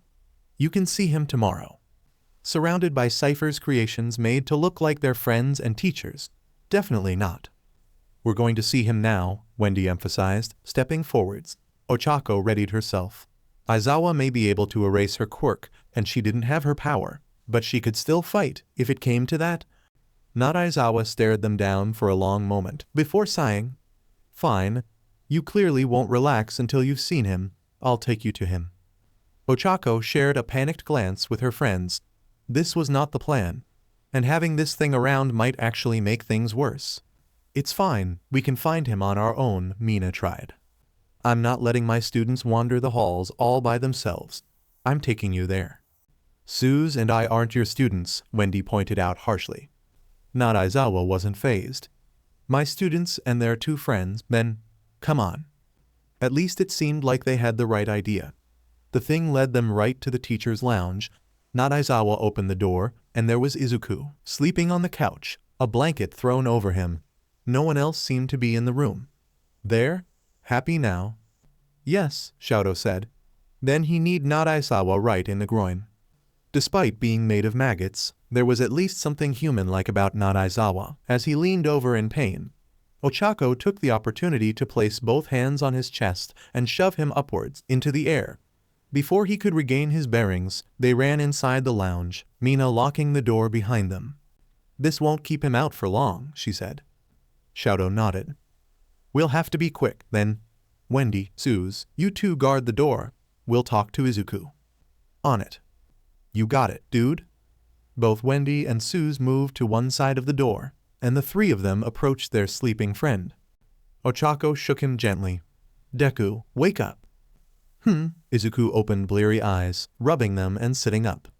What? Oh, his eyes widened as he realized it was them. You're all awake, that's finally. I was really starting to worry. I'm so glad. We were never asleep, Shadow said bluntly. Izuku, we're not home. This is a trick from Cypher. Izuku stared back at them, not comprehending. What? That can't be right.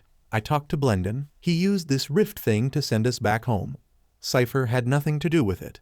He frowned. Are you guys okay? There was banging coming from the other side of the door. Wendy and Suze held it tightly shut. Ochako shook her head. You talked to Cypher, not Blendon. Or maybe you thought you talked to Blendon, but he was possessed. Deku, that rift opened the world up to Cypher's dimension. The apocalypse is happening out there. Confusion and distress fought in Izuku's eyes. Ochako couldn't blame him. They'd known it was an illusion from the beginning, and even then, before seeing not Aizawa, Ochako had questioned whether it was real. Izuku thought they'd all gotten home. Realizing it was all just a sick trap would absolutely suck for him. Look, I can believe that there were coma versions of the three of us before we arrived here. But Suze and Wendy? Mina jerked a thumb towards the two, who were pressed up against the door. Were they really here before today? That's of course they, Izuku trailed off, before frowning deeply and hitting his head. Wait no, that's not right, what's going on? Shoto grabbed his hands, causing him to look up. Watch, Shoto said simply, before letting go and lighting his hands up with fire. Once again, everything flickered. What was previously a normal teacher's lounge was now covered in a dark red hue. The couch they were sitting on had teeth, and the walls had dozens of yellow eyes looking down on them. Izuku yelped, jumping off of the couch. Shoto's fire flickered out, and everything returned to normal. He looked at the three of them, then at Suze and Wendy, then down at the couch, then at the walls. Oh, he said, voice tiny. Oh, I really messed up, didn't I? It's okay, Ochako assured him, grabbing his hands, which were starting to shake. Cypher tricks people. It's what he does. It is, Izuku agreed faintly, face pale. Then, all this time, it was all fake. We're not home. It was a trick. And I fell for it. He looked absolutely devastated. Ochako gave him a hug, which he returned tightly. Well, you've figured it out now, Mina pointed out, once they separated. So, let's get out of here and stop Cypher for good. Izuku nodded slowly, the determined look Ochako was used to finally appearing on his face. Yeah, let's do it. The world shuddered. Around them, the teacher's lounge switched back to the creepier version of itself, and stayed that way. The amulet around Ochako's neck disappeared, and she could see her hair turning white again. They were wearing their previous outfits, and Mina's grappling hook and gun were on her belt. Wendy's crossbow and quiver also reappeared. Something large and heavy pounded angrily on the door. Izuku narrowed his eyes, drawing his dagger. We need to get out, now. You got it. Mina ran over to the door, and Suze and Wendy backed away as she kicked it open. It flew right off its hinges, slamming into the maggot creature that had pretended to be Aizawa and sending it flying across the hall, smashing against the wall and scattering into a million tiny maggots. The 6 of them took the chance to run. Around them, the walls bled heavily, eyes glaring down at them, and the building started to collapse on itself. Ochako focused, keeping debris from hitting them. Deku, she turned at Bakugou's voice to see the fake versions of their classmates, all now with eyes that were nothing but glowing yellow, charging after them. Fake Bakugou blasted his way towards them, face contorted in rage. Wendy knocked an arrow and spun around, letting it fly. It hit its mark, catching fake Bakugou right in the forehead and sending him flying to the ground. Shoto twisted his back foot and sent up a wall of ice, separating them from their pursuers. Fake Ida was the only one who managed to get around it. The impersonator charged towards them, legs at full throttle. Ochako took a deep breath, before levitating him in the air and slamming him hard against the ceiling. Shoto put up another wall of ice between them, and Ochako let the fake fall, ignoring the twist in her stomach. They finally found themselves at the front doors, bursting through to find a red sky, parts of which seemed to be melting, and the UA security system on full alert. Behind them, Ochako could hear the sounds of angry screams, including the loud voice of Present Mike.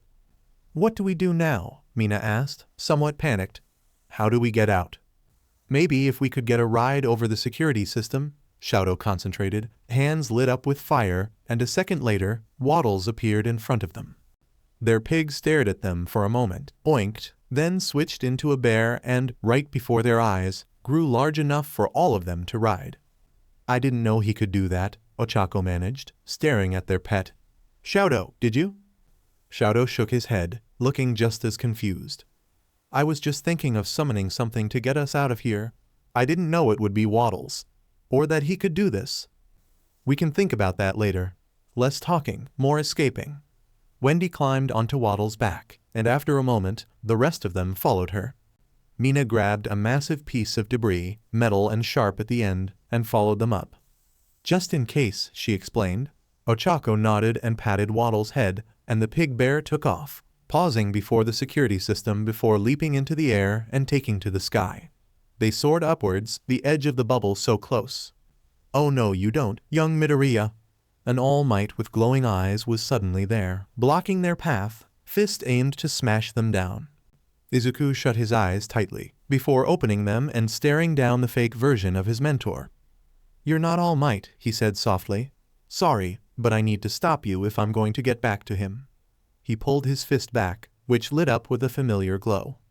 Just as the fake All Might closed in on them, Izuku let his smash fly. The hit connected, and fake All Might was sent flying downwards, splattering onto the ground below. Izuku let out a sob, before wiping his eyes and taking the metal lance from Mina. They reached the edge of the bubble, and he held it out in front of them. The metal touched the bubble, and it popped. Little sparks fizzed all around them as they looked out at the weird Mageddon Ochako knew was no illusion. Waddles settled down on a cliff edge, and the 6 of them got off. He then shrunk down and jumped into Mina's arms, snoozing happily there. There was a long pause as they all looked at each other. Then, unanimously, everyone hugged Izuku tightly as he sobbed. "It's going to be okay," Ochako promised softly. "We've got you." Okay was maybe a bad term for it. Ochako was sure she wasn't the only one who had those fake versions of their classmates burned in her brain now. But they were alive, and, finally, they were all together again. Yeah. Eventually Izuku wiped his eyes and smiled at them. I'm so sorry. Cypher tricked me. I thought he was blendin', and he said the rift might help us get home, and it was in Shadow's backpack, and I never should have handed it over for a second. I should have realized." "It's okay," Shadow interrupted. "You didn't know. The mission Ford and I were on was to find adhesive that could seal the rift.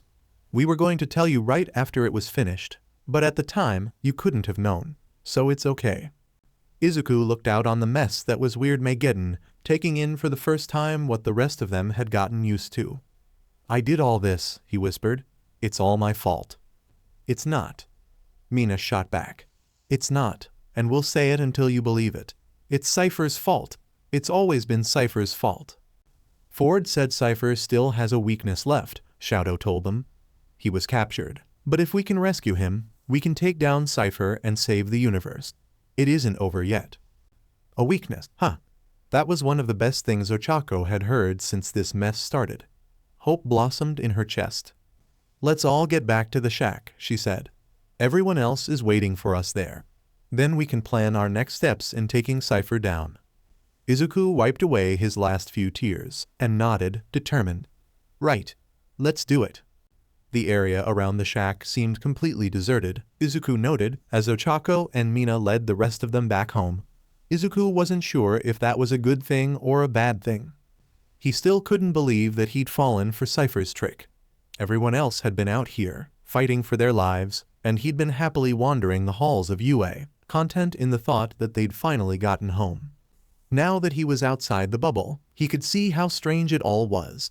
He shouldn't have been so happy that they'd left without even saying goodbye to their friends. He shouldn't have accepted that he needed to stay at UA even though he was fine. Normally, he could have seen through those things, but looking back, it was like there was a fog covering his brain until the others broke the illusion for him. He thought he'd gotten them home. Instead, he'd caused the apocalypse. Not right now. Rescue Ford and stop Cypher now. Beg for forgiveness from everyone later. "Everyone should be inside," Ochako murmured, tossing now white hair behind her. Apparently, she'd overused the amulet and gained the power without it, along with hair like Gideon's. Izuku had missed that too. Maybe he could have done something to help when it happened. Then again, maybe not. Outside of the bubble, their quirks were back to not working. Anything that gave Ochako that much trouble would have been even worse for him. Shadow nudged him. "You're overthinking things," the other boy murmured. "We're just glad you're safe now." Izuku blinked, then nodded. "All right. Sorry." He needed to keep his head in the present. He could think about all this when the crisis was over. They headed up the front porch, and Mina opened the door. "Stan, we found the boys, and Suze and Wendy." There was a sharp intake of breath. Izuku entered the shack, and was quickly embraced in a gruff hug.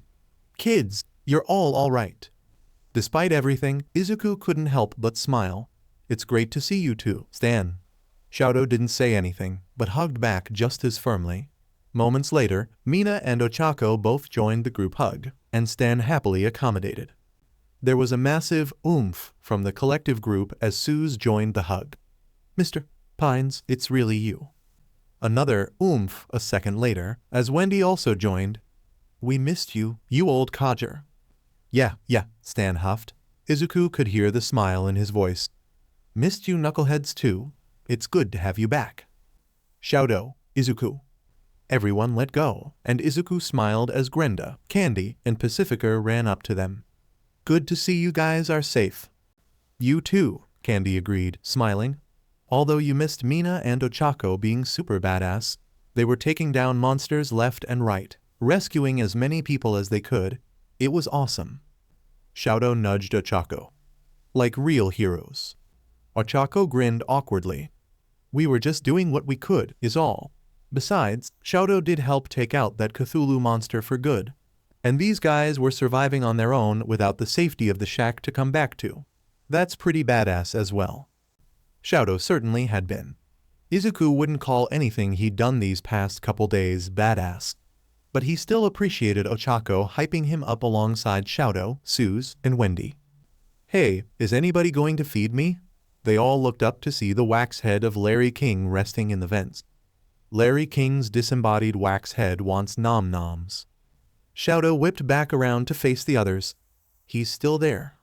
Just ignore him, Grenda encouraged. It's what the rest of us do. Hey, everyone, one of the Manitors called out. Ibat incoming. Across the room, monsters and humans alike seemed to stiffen. Stan ran forwards, slamming the door behind them. Everyone, keep it down. Evasive maneuvers, one of the gnomes hollered. Get the lights. Another gnome blew out a lamp, while the multi-bear shut the blinds. There was a long moment of silence as a red light seemed to try and break through the shack's curtains before moving on, leaving them in darkness. A few seconds later, it seemed the danger had passed. Stan relit the lamp, and the curtains were opened again so that everyone could see. Scanning the living room of the shack, Izuku immediately noticed changes. All the furniture had been cleared to make room for the many people taking refuge. Besides the gnomes, manitors, and multi-bear, there was one of the unicorns, a few of the little golf ball people Mina and Ochako had told them about, and many of the Gravityfalls citizens Izuku already knew, like the boy band clones, Lazy Susan, Gorny, and Sheriff Blubbs. Welcome to what's left of normal around here, Stan said dryly. Whatever you guys did to protect the shack, it worked like a charm. The girls have been rounding people up and bringing them here. So, you guys rescued all these people? Izuku asked his friends curiously. Everyone had pretty much brought him up to speed on their way to the shack, but it was still a huge amount of people saved. Not all of them, Mina admitted. McGucket's been bringing survivors around as well. She nodded towards the old inventor, who gave them a grin and a wave. Good to see you fellas still in one piece, McGucket said. Everyone was worried about you. Izuku smiled, touched. Thanks, McGucket. There was a crash and a shout, and then one of Wendy's little brothers was barreling into her, wrapping her in a tight hug. Wendy's eyes widened before she hugged him back just as tightly. Henry, you're okay. Everyone else got captured, Henry sobbed. Dad and Mike and James were turned to stone, and I couldn't find you anywhere. They said you'd be okay, but I was so scared that I was the only one left. Wendy stiffened at the news of the rest of her family before forcing herself to relax and stroking Henry's hair. Hey, I'm okay. It takes more than an apocalypse to keep me down. We'll rescue everyone else too. I promise. Rumble McSkirmish? When did you get here? Ochako's yelp tore Izuku's eyes away from the family reunion and towards a pixelated man right out of a fighting game. The man himself sunk downwards at her tone. I was brought back with Fiddleford McGucket's latest batch of survivors, Rumble explained. Do not worry. Weird Mageddon has taught me that there are some battles I cannot win. I am now Humble McSkirmish. Well, that's something, Shoto said, eyeing Rumble, and it clicked for Izuku. Is this the fighting game character who came to life that you two won't tell us the story about? He guessed. Mina gasped. Finally, we meet the legend himself. That is me, Rumble confirmed. I do not wish to relay the tale of how we met. It was awkward for everyone. Aw man. Despite the grave nature of the situation, Izuku found he couldn't help but laugh at Mina's pout. Honestly, he was a little disappointed himself. So, what's the plan now? Wendy wondered. We can't just hide in the shack forever. There's no waiting out something like this. We need to take the fight to Cypher. Stan gave her an incredulous look. Not saying you're wrong about the waiting out part, but how the hell would we do that? You think a bunch of human and monster schmucks can take on some invincible chaos demon and win? We'd just be hastening our own deaths. I mean, look. He grabbed the TV remote and switched it on. Miraculously, the news was still going.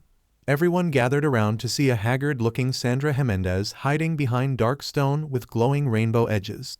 Behind her, a group of demons seemed to be moving about. Whoever was titling the news had a dark sense of humor, because Chair-able Fate was displayed in bold letters underneath the reporter. This is Sandra Jimenez, reporting live from the inside of Cypher's castle. Here for the first time are images of what's happened to the captured townsfolk. Viewers are advised to look away if they don't want to see their friends and family turned into a twisted throne of human agony. The camera panned over to show a massive chair, then zoomed in, revealing that it was made entirely of the stone bodies of Gravityfalls citizens. Grendo let out a stifled sob as her parents showed up on screen, although by the way she closed her eyes, Izuku was pretty sure she'd already suspected that they'd been captured. Pacifica let out a sharp intake of breath at the image of her own parents. Shadow put a hand on her shoulder, and she grasped it, sending him a grateful look. More and more familiar faces were shown on screen. Robbie and the other teenagers, that one free pizza guy, Manly Dan and his two other kids, Deputy Durland. Henry leaned into Wendy, who stared at the screen with wide, horrified eyes. Blubs moved up to the front of the room to get a closer look, crying out at the sight of his partner. Is there no one who can save this town? A red beam of light shone down on her, and the reporter's eyes widened, before she seemed to steel herself. I'm Sandra Jimenez, and I'm being turned to stone by a flying eyeball. The stone reached her face, and she took one last gasping breath before falling silent. The camera cut out, presumably because the cameraman was turned to stone as well. There was a long moment of silence as everyone stared at the static on the screen. Blubs, who now had tears streaming down his face, slammed a fist against the ground. Curse you, Cypher, why must you take everything we love? Stan grimaced. Like I said, how exactly are we supposed to stand up to something like that? We'd just die quicker if we tried. Not necessarily. The group turned to Shadow, who was looking at Stan. Ford got captured, he admitted. But before he did, he told me that Cypher still has a weakness we could use to defeat him. If we can rescue Ford, we can learn that weakness and use it against Cypher.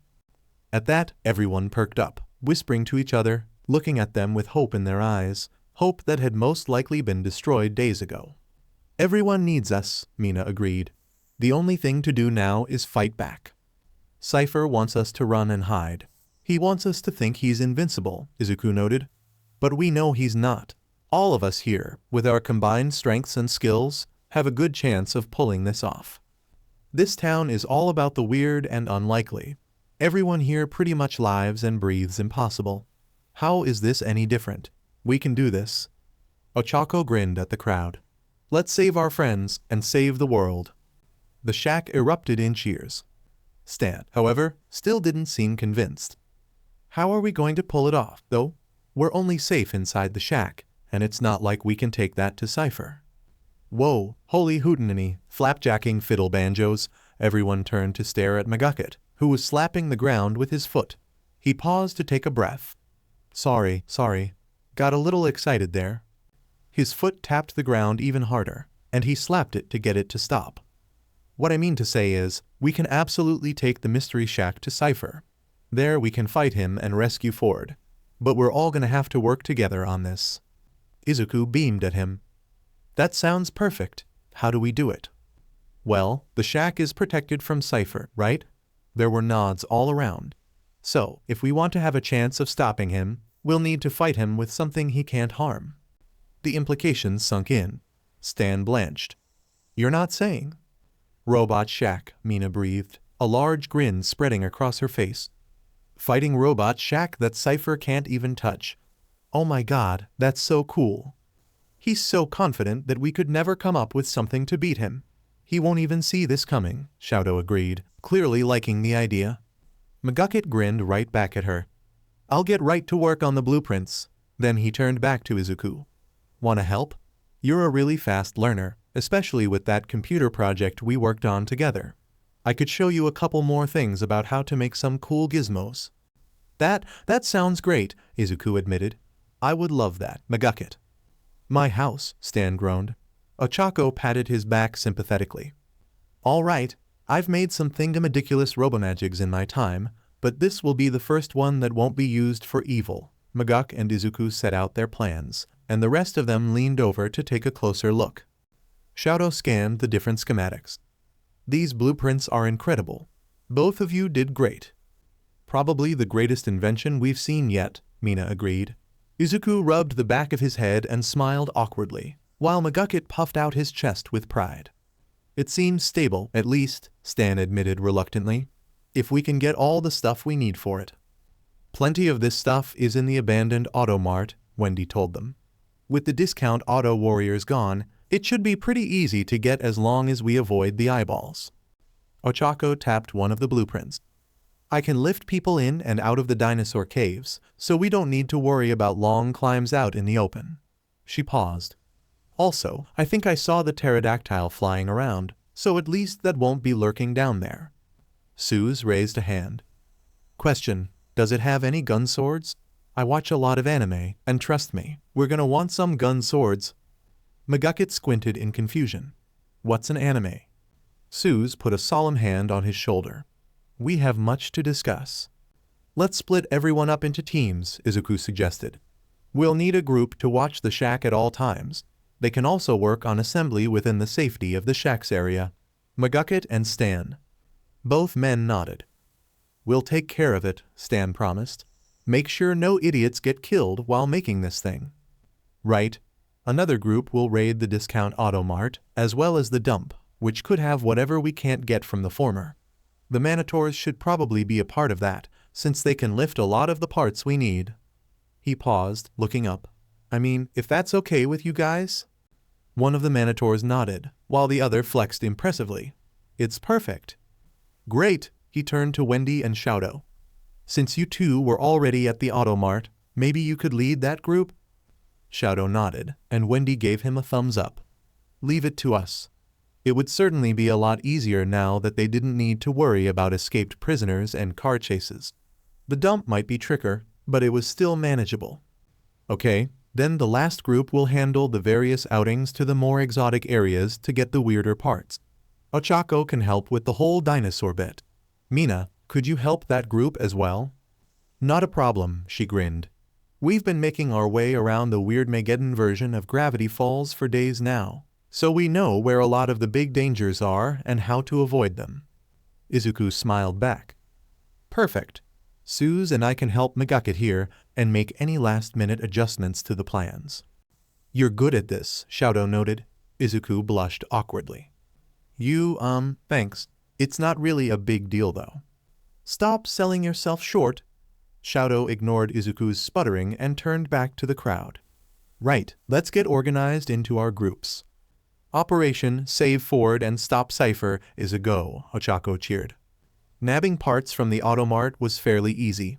The dump, however, was another story. Shadow and Wendy, followed by the Manitors, the boy band clones, and a group of the gnomes watched as two massive, twisted monsters stomped around. Don't suppose you've got a plan to deal with them? One of the gnomes muttered. One of the Manitors, Destructor, smashed his fists together. We pound them. That's a terrible plan. No, it's pretty accurate, Shadow admitted. One of them is partially made of metal. He pulled out his magnet gun. Wendy, can you handle the other one? Wendy cocked her crossbow. 2 eye shots, coming right up. It's pretty big, so once I take it by surprise, the big guys can help me take it down. The Manitors rumbled their agreement. The gnomes squirreled themselves away while the rest took action. Shadow charged the magnet gun and fired it. Instantly, the metal parts of the monster ripped themselves out of it. tearing the creature apart in a nasty display. The other monster turned towards its fallen fellow, and Wendy let loose her arrows, striking both eyes. As the monster clawed at its eyeballs, the manitors rushed forwards and pounded it into the ground. Finally, the coast was clear, and the rest of them emerged. Shadow nodded at the former boy band. Several times, you handle the longer stuff. Destructor, can you get the fuel? Servivator, we're going to need another car. Gnomes, the smaller delicate stuff is yours. On it. My house. Sorry, Stan, Izuku offered, as he and Magukit carved holes in the wood, while Grenda helped remove furniture and Suze and his crew knocked down a wall. If we all survive this, we'll all pitch in to help rebuild it. Agreed, Magukit confirmed. Least we can do for ya. Stan let out a long suffering sigh. Right. Fine. Hey, you dunderheads, don't knock down the support beam, we still need that. Move over to the left. No, the left. It feels like it's been forever since we came down here, Ochako admitted, as she levitated herself, Mina, Candy, and a few other volunteers down into the dinosaur cave. No kidding, Mina agreed. It feels like ages ago that Stan let Waddles get taken by a dinosaur, and we had to rescue him. It's hard to believe it's only been like 2 months. Maybe more like a month and a half, Ochako disagreed. Since it's been about 3 months now, and we'd been here for around a month and a half at the time. She paused, trying to line the whole timeline up in her head. Wait, has it been 4 or 5 days since VERYYYY started now? With the whole bubble mess, I think my days got a bit mixed up. Time is dead and meaning has no meaning, Candy offered helpfully. Both girls turned to her, and she shrugged. That's what Cypher said when he first came into the town and declared himself overlord, anyways. Mina considered this. So, does that mean that actually no days have passed since VERYYYY started? Please stop talking about this, one of the other volunteers groaned, holding their head in their hands. Ochako chuckled awkwardly. Sorry, we're here, anyway. They all touched ground, and she and Mina led the group further into the caves, until they reached the room with all of the trapped dinosaurs. Ochako set down her lantern and grinned up at the T-Rex in front of her. All right, let's get to work. Hey, can you know? Not quite. I told you I have no experience in this, Pacifica sighed, looking down at the crooked nail she'd been trying to hammer in. It's fine, Shadow assured her. I didn't either, before I got here. None of us did, Izuku agreed absent-mindedly, welding together 2 pieces of metal. Ochako raised a hand, a slight grin on her face. I did, actually. Ochako is the exception, then. Shadow turned back to Pacifica. Want to take a break for a bit, see how some of the other parts are coming along? Fine by me. Still, she frowned at her crooked nail. Probably can't leave it like this, though. Ochako hopped off the workbench she'd perched on. Leave it to me. Pacifica handed her the hammer, and she pulled out the nail, before re-hammering it down. The two of them watched her work for a moment, before heading over to where Mina and Wendy were directing the finishing touches on one of the arms. Wendy settled into a stance before slamming her first into a punching bag, which had a drawing of Cypher taped into it. Like this. You got it, Grenda punched with a gloved fist, and the massive arm punched with her, snapping a tree in half. Magukit and Mina looked over the blueprint of that particular machine, making sure everything was functioning as it should. I still can't believe we're doing this, Pacifica admitted. It just doesn't feel real, I guess. She picked at the llama sweater Grenda had lended her. What happens if we go through all this trouble, and then we fail? Shadow shrugged. The same thing that would happen to us if we did nothing, I think. Just faster. Yeah. Pacifica turned to him, then to Grenda, Mina, and Wendy, then back to him again. Thanks, by the way, for everything that happened at the party. I think if none of that had happened, I'd have been with my parents when they got turned to stone. And, she paused, collecting her words, and I've made a lot of friends who actually like me for some reason. I don't think I'm all that better of a person than I was, but I am trying. I think that's all we can do, Shadow admitted. Try to be better versions of ourselves. It can be really hard to tell if we're actually succeeding. But for the record, you're doing a really good job. Our friends like you for a reason. Pacifica blinked at him before smiling. Thanks, Shadow. You're doing a pretty good job yourself. He and Pakfisha had barely talked to each other in the beginning of the summer, when he was at his worst. But maybe that was the point. She didn't see who he was before in who he was now. And that was a comforting feeling. All right, careful now, slowly, there we go. Mina smiled as the metal parts fit into place. We're all set up here, Izuku, we good? We're good, Izuku confirmed, sending her a smile and a thumbs up from where he, Magukit, and Suze had set up a screen that showed the status of each machine part. Everything's in place now. Flags set up too. They both turned to where Grenda and Pacifica were standing. They and several Times were looking up at a flag that was starting to flutter in the breeze. It was several colors tan at the top, then 2 stripes of red that matched Stan's colors. In the middle, a 6-fingered hand rested inside a sun, crossed by a pickaxe and Wendy's axe.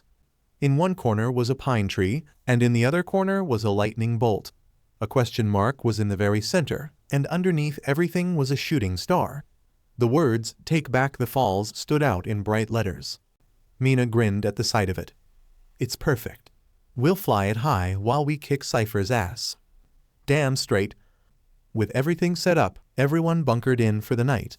Lanterns were lit around the living room, and Izuku and Ochako brought out more mattresses for a massive sleepover.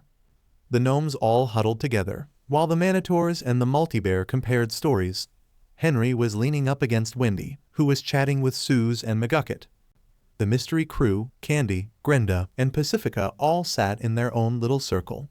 Izuku and Ochako leaned up against each other, while Candy and Grenda did the same next to them.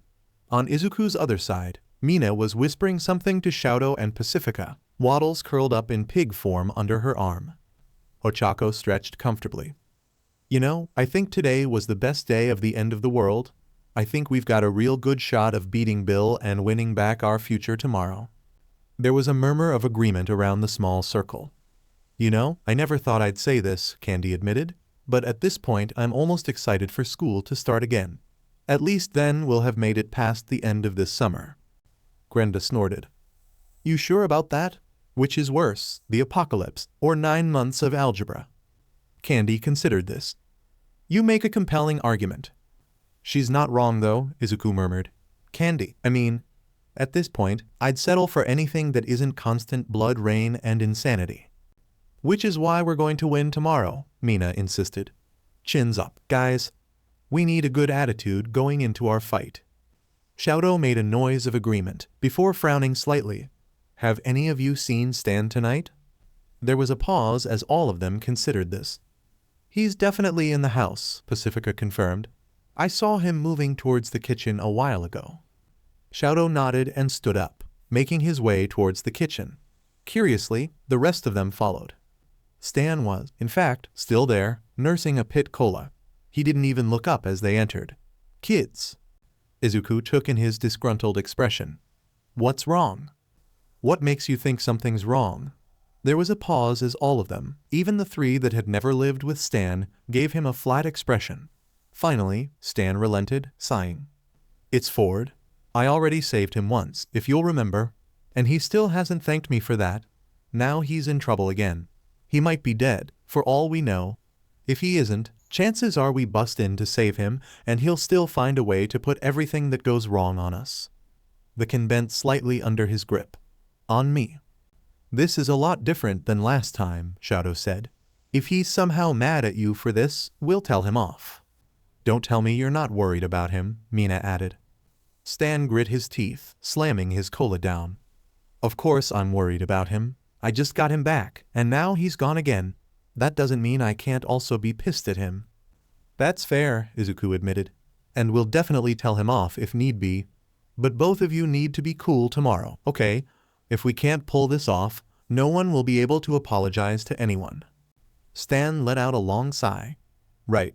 Fine. Fair enough. Izuku locked eyes with the others and gave a helpless shrug. It would have to do. It was morning, and the sun shone as brightly as it could in the wasteland of Weird Mageddon. The survivors all gathered together in the attic-turned-makeshift control room, nervous but ready.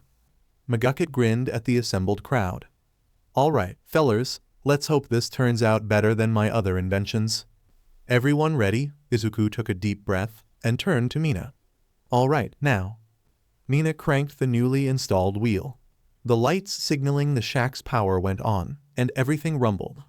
The tarp covering the shack slid off as they began to rise into the air. Everything tilted slightly, and Izuku stumbled, keeping his grip tight on the steering wheel. They finally reached their full height and started moving forwards, step by step. With each thunderous movement, the shack steadied itself, as though adapting to its new circumstances as a mobile object. We're halfway across town. Everyone, make sure you're in position, Shoto ordered. There was a small scramble as people scurried to their designated places, gearing up and familiarizing themselves with their controls. Soon enough, the pyramid was right there, looming over them. Izuku took a deep breath, then steeled himself. All right, Grenda? You got it. Grenda thrust her arm forwards, and the shack's dinosaur arm moved with it. Izuku watched on the viewing screens as it punched right through the pyramid's walls. Despite only being a head, torso, and arms, the T-Rex roared loudly, as though to remind them why they'd chosen such a fearsome predator for an arm. Inside, Izuku could hear Cypher yelling. He sounded surprised. That was a good sign. They stomped forwards and put the shack's arms out, ready for a fight. The T-Rex roared again, and above them, the head of the gobblewonker lifted up and let out a scream. Suze grabbed the flag, on which someone had placed Wax Larry King's head, and raced outside to proudly present it. It's the Shacktron, dude. They made the house into a robot, the Wax head commented. Fascinating. Inside the pyramid, Izuku could make out Cypher, who was sitting on his throne made of the captured Gravityfalls citizens. His eye was still wide, but he seemed to regain his composure. So the mortals are trying to fight back, huh? Adorable. He stood and made a circular motion with one of his fingers. Henchmaniacs, you know what to do, take them out. There was a pause as all of the demons looked towards them. Then, in a second, each of them tripled in size, before stomping out of the pyramid and flying downwards to land in front of them. Most were about the same size as the Shacktron. Izuku sucked in a deep breath, then let it out. We've got this. Suze pulled out a megaphone. Hey dudes, is this thing working? He tapped it slightly, the frequency causing the monsters to cringe. I just wanted you monster dudes to hand over forward, or we're gonna have to, like, fight and stuff. He looked down at one of the smaller monsters and chuckled. Hey, you're a little cutie. I have butchered millions on countless moons, the monster responded in a deep voice, its mouth not actually moving. Suze winced. Whoa. I liked you better before you talked. Real bring down, this guy. Another of the monsters, a flaming pink demon with one eye and multiple horns, pointed towards them, clearly fed up. Attack! The other monsters stormed towards them. Suze grabbed the flag and ran inside. All right, dudes, they're coming. Izuku nodded at him, before facing down the monsters with the people he'd come to see as family. All right, everyone, like we planned. 3, 2, 1. The monsters charged to meet them, and they were ready. Immediately, Grenda knocked out one monster with her dinosaur arm, while Candy knocked out another with her robot arm. Pacifica held up Waddles, who bit onto a lever, and she gently pulled him down. The remodeled periscope tilted downwards, firing cannonballs into oncoming demons. She smiled at their handiwork and stroked the current bear. Good pig bear. Izuku quietly marveled at how far she'd come from when they'd first gotten Waddles, before returning his attention to the matter at hand. The small butcher demons seemed to focus, and they were swarmed by eyebats. The gobblewonker neck, piloted by McGucket, swung down and bit one out of the sky. Rumble McSkirmish fired out blasts, while Ochako slammed multiple eyebats into the ground at a time. Wendy jumped off of the roof and onto an eyebat, yanking its wings up and forcing it to send out a petrifying beam directly at the butcher demon. As it flew by one of the windows, she jumped off of it and into the Shacktron. Mina, who'd been firing shots from Ford's gun, hitting the eyebat's dead center, traded the gun for her grappling hook and fired, catching another eyebat directly in the pupil. She swung her grappling hook around, slamming the eyebat into the one Wendy had been riding, and they both fell. The pink fiery demon shrieked angrily, sending a massive beam of pink fire towards the shack.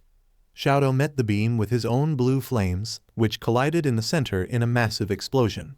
After a moment of intense beam wars, his fire overpowered theirs, causing the demon to literally explode. One of the multi-bear's heads looked up from one of their numerous viewpoints. Everyone incoming. Only a moment after everyone had re-entered the shack, they were slammed in the front by a stampeding monster with no face, sending them flying backwards. Everyone held on tightly as the Shacktron braced itself, flying through trees and rocks before finally holding the monster at a standstill. "Everybody, maximum power," Ochako called out. Several times smiled and raced on their treadmill, generating enough power to refill the Shacktron with all the energy it had lost. Izuku gripped the steering wheel, turning it with all his might. Now. The Shacktron lifted the monster up in the air, spinning it around in a circle before letting it go. It flew over one of the nearby mountains, crashing with an explosion they could see from the shack. "Let's get this over with." The shack turned, and they watched as Cypher slid out of his pyramid, hovering over them and raising a fist bigger than the shack itself, before bringing it down hard. Izuku winced as the impact flattened all the trees within a 50-foot radius. The Shacktron was pushed down into the ground slightly, but the unicorn charm held. "What the? No, no, no, no, no!" Cypher's fist shrunk down, but 7 more fists appeared, all of them pounding at the shack at once. Still, the charm held, none of the blows touching them. "Attack!" Mina shouted. Grenda grinned and moved her arm forwards. With Cypher focusing on trying to overpower the shack's protection, he didn't notice the dinosaur until it was gripping his eye in its mouth. Grenda pulled back, and the eyeball was pulled with it, farther and farther until it snapped out of Cypher's body completely. Cypher yelled, floating backwards as his many hands sought out his empty eye socket. "My eye, do you have any idea how long it takes to regenerate that?" "We've got him distracted. Now's our chance," Shadow announced. "Rescue team, move out." Izuku ran with the others towards one of the side rooms, where a series of tubes had been arranged. He grabbed his pack, stopping to put the memory gun and shrink grow ray inside. He felt for the dagger on his hip, and with it snug, stepped inside his tube. Then he strapped on his parachute. "All right, you know the plan," Wendy said, looking at the others. "Get in, save Ford. Get out, save the world." "Piece of cake," Mina agreed. "Let's do this." Henry, who had run into the room with them, looked pleadingly at his sister. "Are you sure I can't come?" "Not enough launch tubes," Wendy pointed out. "Don't worry, we've got this. Be safe until we get back." The mystery crew, Stan, Wendy, Suze, Pacifica, McGucket, and Blubs. It was a good rescue team, and the Shacktron was still in good hands. "We can do this. Now," he called out. Then he was sucked up through the tube. After a moment of watching blue-gray metal zoom past him, he was launched out of the Gobblewonker's mouth and into the air, flying towards the triangular hole in the pyramid. Izuku took steady breaths to calm himself, even as Mina tumbled by, laughing with delight. Closer, closer, now. He activated his parachute, his descent slowing. Around him, the others did the same. The Gobblewonker's aim was accurate. They floated right through the entrance and into the massive structure. It was almost strange how high up they were from the floor. Hadn't they just seen those henchmaniacs jump out from this hole? But this was Cypher's castle, so Izuku suspected the rules of architecture meant nothing here. Izuku touched lightly on the ground, jumping a couple steps before his parachute folded completely behind him. He unbuckled himself as the others landed around him. Pacifica gasped next to him, and he looked up to see the throne made of people in all of its terrible glory, towering above them. Izuku could pick out individual faces from where he was, and each face he saw was twisted in terror. "It looks even worse up close," Ochako murmured. Mina nodded, taking out her grappling hook and firing it at the chair, using it to zoom up to the top. There was a moment where she seemed to look around, before she called back down to them. "I found Ford. He's golden, and not in a good way." Shadow looked down at his hands. "I can unfreeze Ford, but I'm not sure about the rest of the townsfolk." "I know." There was a pause as they all looked towards the voice, and Izuku blanched at what he saw. There, in a tiny birdcage, was Gideon, dressed up in some cutesy sparkly outfit, doing a tap dance and looking exhausted. "Gideon," he managed. Ochako floated the rest of them up so they could take a closer look. "What happened to you?" "Cypher captured me," Gideon told them. "He's been forcing me to do cute dances in this cage for all eternity. I'm so tired of being cute. Gideon looked like he was genuinely on the verge of tears. Izuku might not like him, but that didn't mean he couldn't feel for the kid. "How do we undo this?" Mina asked. "Mayor Tyler." Gideon pointed at the current mayor. "He's the load-bearing human. Pull him out and the whole thing goes down." For once thanking Cypher's sick sense of humor, Izuku went over and pulled at Tyler. The further away from the chair the mayor was, the less stone he looked, until he was free and Izuku was holding the arm of a very alive Tyler. With Tyler free, the rest of the Gravity Falls citizens started breaking free of their stone as well. Ochako and Shadow quickly floated the masses down so they wouldn't all fall on top of each other and crush the people at the bottom, or die from the fall. Close to them, Izuku could see the teenagers regrouping. Gideon's cage broke, and he dropped down as well. He screamed, ripping apart the cute outfit to reveal his normal suit underneath. No more silly suits. Wendy, Manly Dan, as well as two boys Izuku assumed to be Mike and James, rushed over and hugged her. "You're okay, you're safe." "Guys," Wendy hugged them back just as tightly. "Henry's safe too, don't worry." "Thank God," Manly Dan sobbed. Pacifica stepped slightly behind Shadow, and Izuku turned to see that her parents were looking at her expectantly. Shadow noticed as well, and moved to cover her more. Durland, Blubs, with all the tact he usually possessed, barreled straight through the northwests to reach his partner, whom he tenderly took into his arms. Durland beamed. "My Blubs." Tears slipped out from behind Blub's shades. "Don't you ever scare me like that again," he kissed his partner tenderly, and the people around them cheered. Ford, now much less golden than before, ran over, beaming. "Kids, you did it. I knew I could count on you." He swept them into an excited hug, and Izuku found himself hugging back. "Sorry I couldn't help you before," Shadow said, when they broke apart. "Don't worry about it," Ford insisted. "You did incredible, and more importantly, you survived. That's what matters." Shadow nodded, a small smile tugging at the edge of his lips. "He was awesome," Mina informed Ford, draping an arm around Shadow's neck. "You should have seen him. He was destroying monsters and getting into car chases and being super cool." Ford smiled. "I don't doubt it. I'd love to hear all of your stories." His smile faded as he caught sight of Magukit, who had wandered over. "Fiddleford, I haven't seen you since we parted ways." He winced. "You must hate me. I wouldn't blame you." Magukit shook his head, stopping him from saying any more. "I've tried forgettin'. Maybe I should try forgivin'." He held out his arms. "Come here, old friend." Ford eagerly accepted the hug. Stan, who had just made his way over to them, frowned. "Yeah, good to see you too, bro. Now let's get out of here." Shadow nodded. "Right. Ford, you mentioned that you knew of Cypher's weakness." "I do." Ford slipped on his gloves. "Does anyone have a pen? Pencil? Anything?" Robbie pulled out a spray paint can. "Would this work?" "Perfect." Ford took it and started spray painting the ground. Stan frowned. Drawing a circle on the floor. "Well, he's lost his mind." "My mind is fine," Ford shot back. "And there is a way to beat him." With this, he finished his work and stepped back to show the symbols he had created. Something sparked in Izuku's mind. "Wait, this was in your journal, and Cypher showed it once too. What is it?" "A prophecy," Ford said. "Many years ago, I found 11 symbols in a cave. Some I recognized then. Some I only recognize now. The people of Gravity Falls then prophesied that these symbols could create a force strong enough to vanquish Bill. With Bill defeated, his weirdness could be reversed, and the world could be saved." Ford looked down at the circle, then up at all of them. "This whole time, I thought it was just superstition.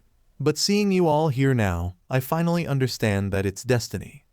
The symbol Cypher called us." Shadow looked down at his pine tree pin, then at the pine tree symbol on the ground.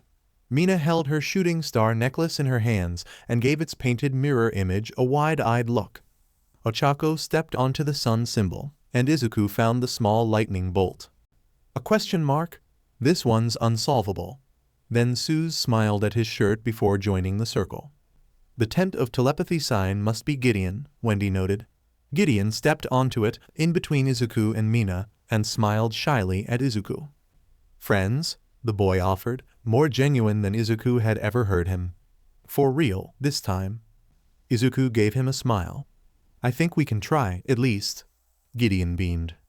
This is a little freaky, Pacifica admitted, picking at her llama sweater and stepping onto the equivalent symbol. Hold hands, everyone, Ford instructed. This is a mystical energy circuit. Who's ice though? Ochako wondered. The symbols don't all need to be literal, Ochako, Ford said. It just needs to be someone cool in the face of danger. Much like the spectacles need to be someone scholarly. Everyone looked towards Wendy, and her friends started chanting her name. She grinned and took her place next to Shadow. Magakit hopped onto his own symbol and grabbed hands with the people next to him. Izuku grabbed Gideon and Ford's hands, and instantly felt a buzz of power unlike one he'd ever felt before. A soft blue glow surrounded all of them, lighting up the room just a little bit more. He could feel his hair blowing in a non-existent breeze. I think it's working. It is, Ford encouraged. The rest of you, get out, it's too dangerous. Mayor Tyler took that as his cue. Let's get on out of here, everyone. The mass of townsfolk followed him away from the circle.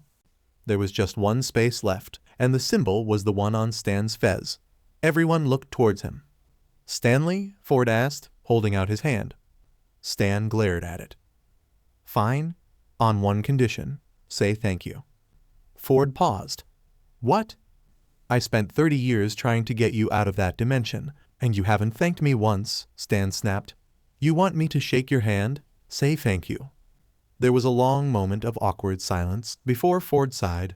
Fine. Thank you, Stan. See? That wasn't so hard. Stan grabbed Ford and Sue's hands, connecting the entire circle. Between me and him, I'm not always the bad twin.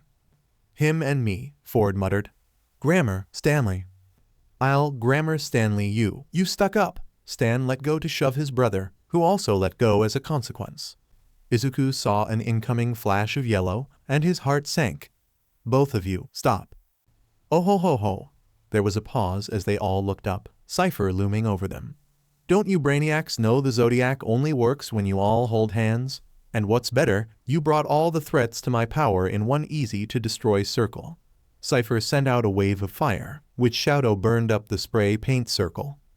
Parts of the fire twisted into glowing ropes, which lifted Stan and Ford up into the air. Cypher laughed again. You guys want to see what happens to everyone when you can't get along? Let them go, Magakit hollered.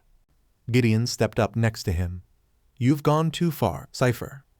We're not scared of you, Wendy agreed.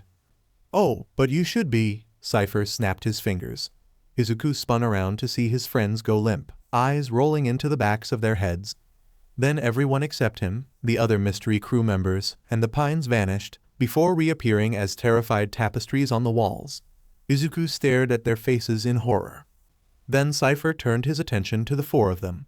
Looks like it's too late for your friends, Stanford, he pointed at them, and Izuku braced himself as all around them, a blue cage sprung into existence, with twisting bars that would make slipping out extremely difficult covering the tiny pyramid prison. No. Kids. But you can still save your kids, Cypher mocked. Last chance. Tell me how to take Weirdmageddon global, and I'll spare them. Shadow grabbed the bars. Don't do it. We're not worth that, Izuku agreed. Cypher laughed.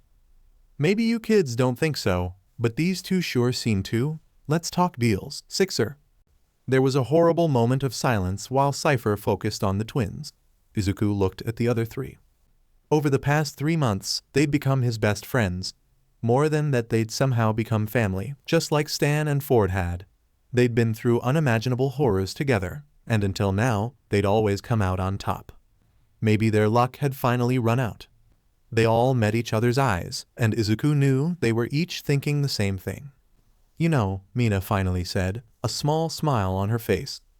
Despite all the bumps, I think we had a pretty good go at the whole heroics thing.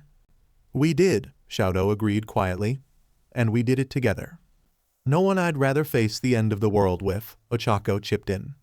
Agreed. Izuku held out his hand. Mystery crew. The other three put their hands on top of his. Mystery crew. If this was it, then at least they were together. They broke apart, and Okako levitated the spray can into her hands. Hey Cypher, you want to know just how stupid your deals are? Cypher turned back to them. Quiet, sunshine, can't you see that I'm... Ochako sprayed the paint directly into his eye, and he flinched backwards. Oh, not again. Why, every time. I just regenerated that eye. Nice shot, Stan called out gleefully, before he and Ford were let go and sent tumbling to the ground. Izuku pulled the size-changing light out of his pack and aimed it at the cage, causing it to grow and force Cypher away from them. The four easily slipped between the now large gaps in the bars. Both of you, run. Whatever you have that can take Weird Mageddon global, he can't get his hands on it. Shadow snapped at the older men. We'll distract Cypher. Stan looked horrified. What? That's a suicide mission, Ford protested. If you guys get out safely, it'll be worth it, Mina promised. She ignored their protests and turned to Cypher. Hey, asshole, come and get us. With that, the four of them took off, Cypher's furious screaming rumbling the entire pyramid. Not so fast. You two wait here, Izuku heard Cypher say. I've got some children I need to make into corpses. See ya real soon. That sounds pleasant, Ochako murmured under her breath.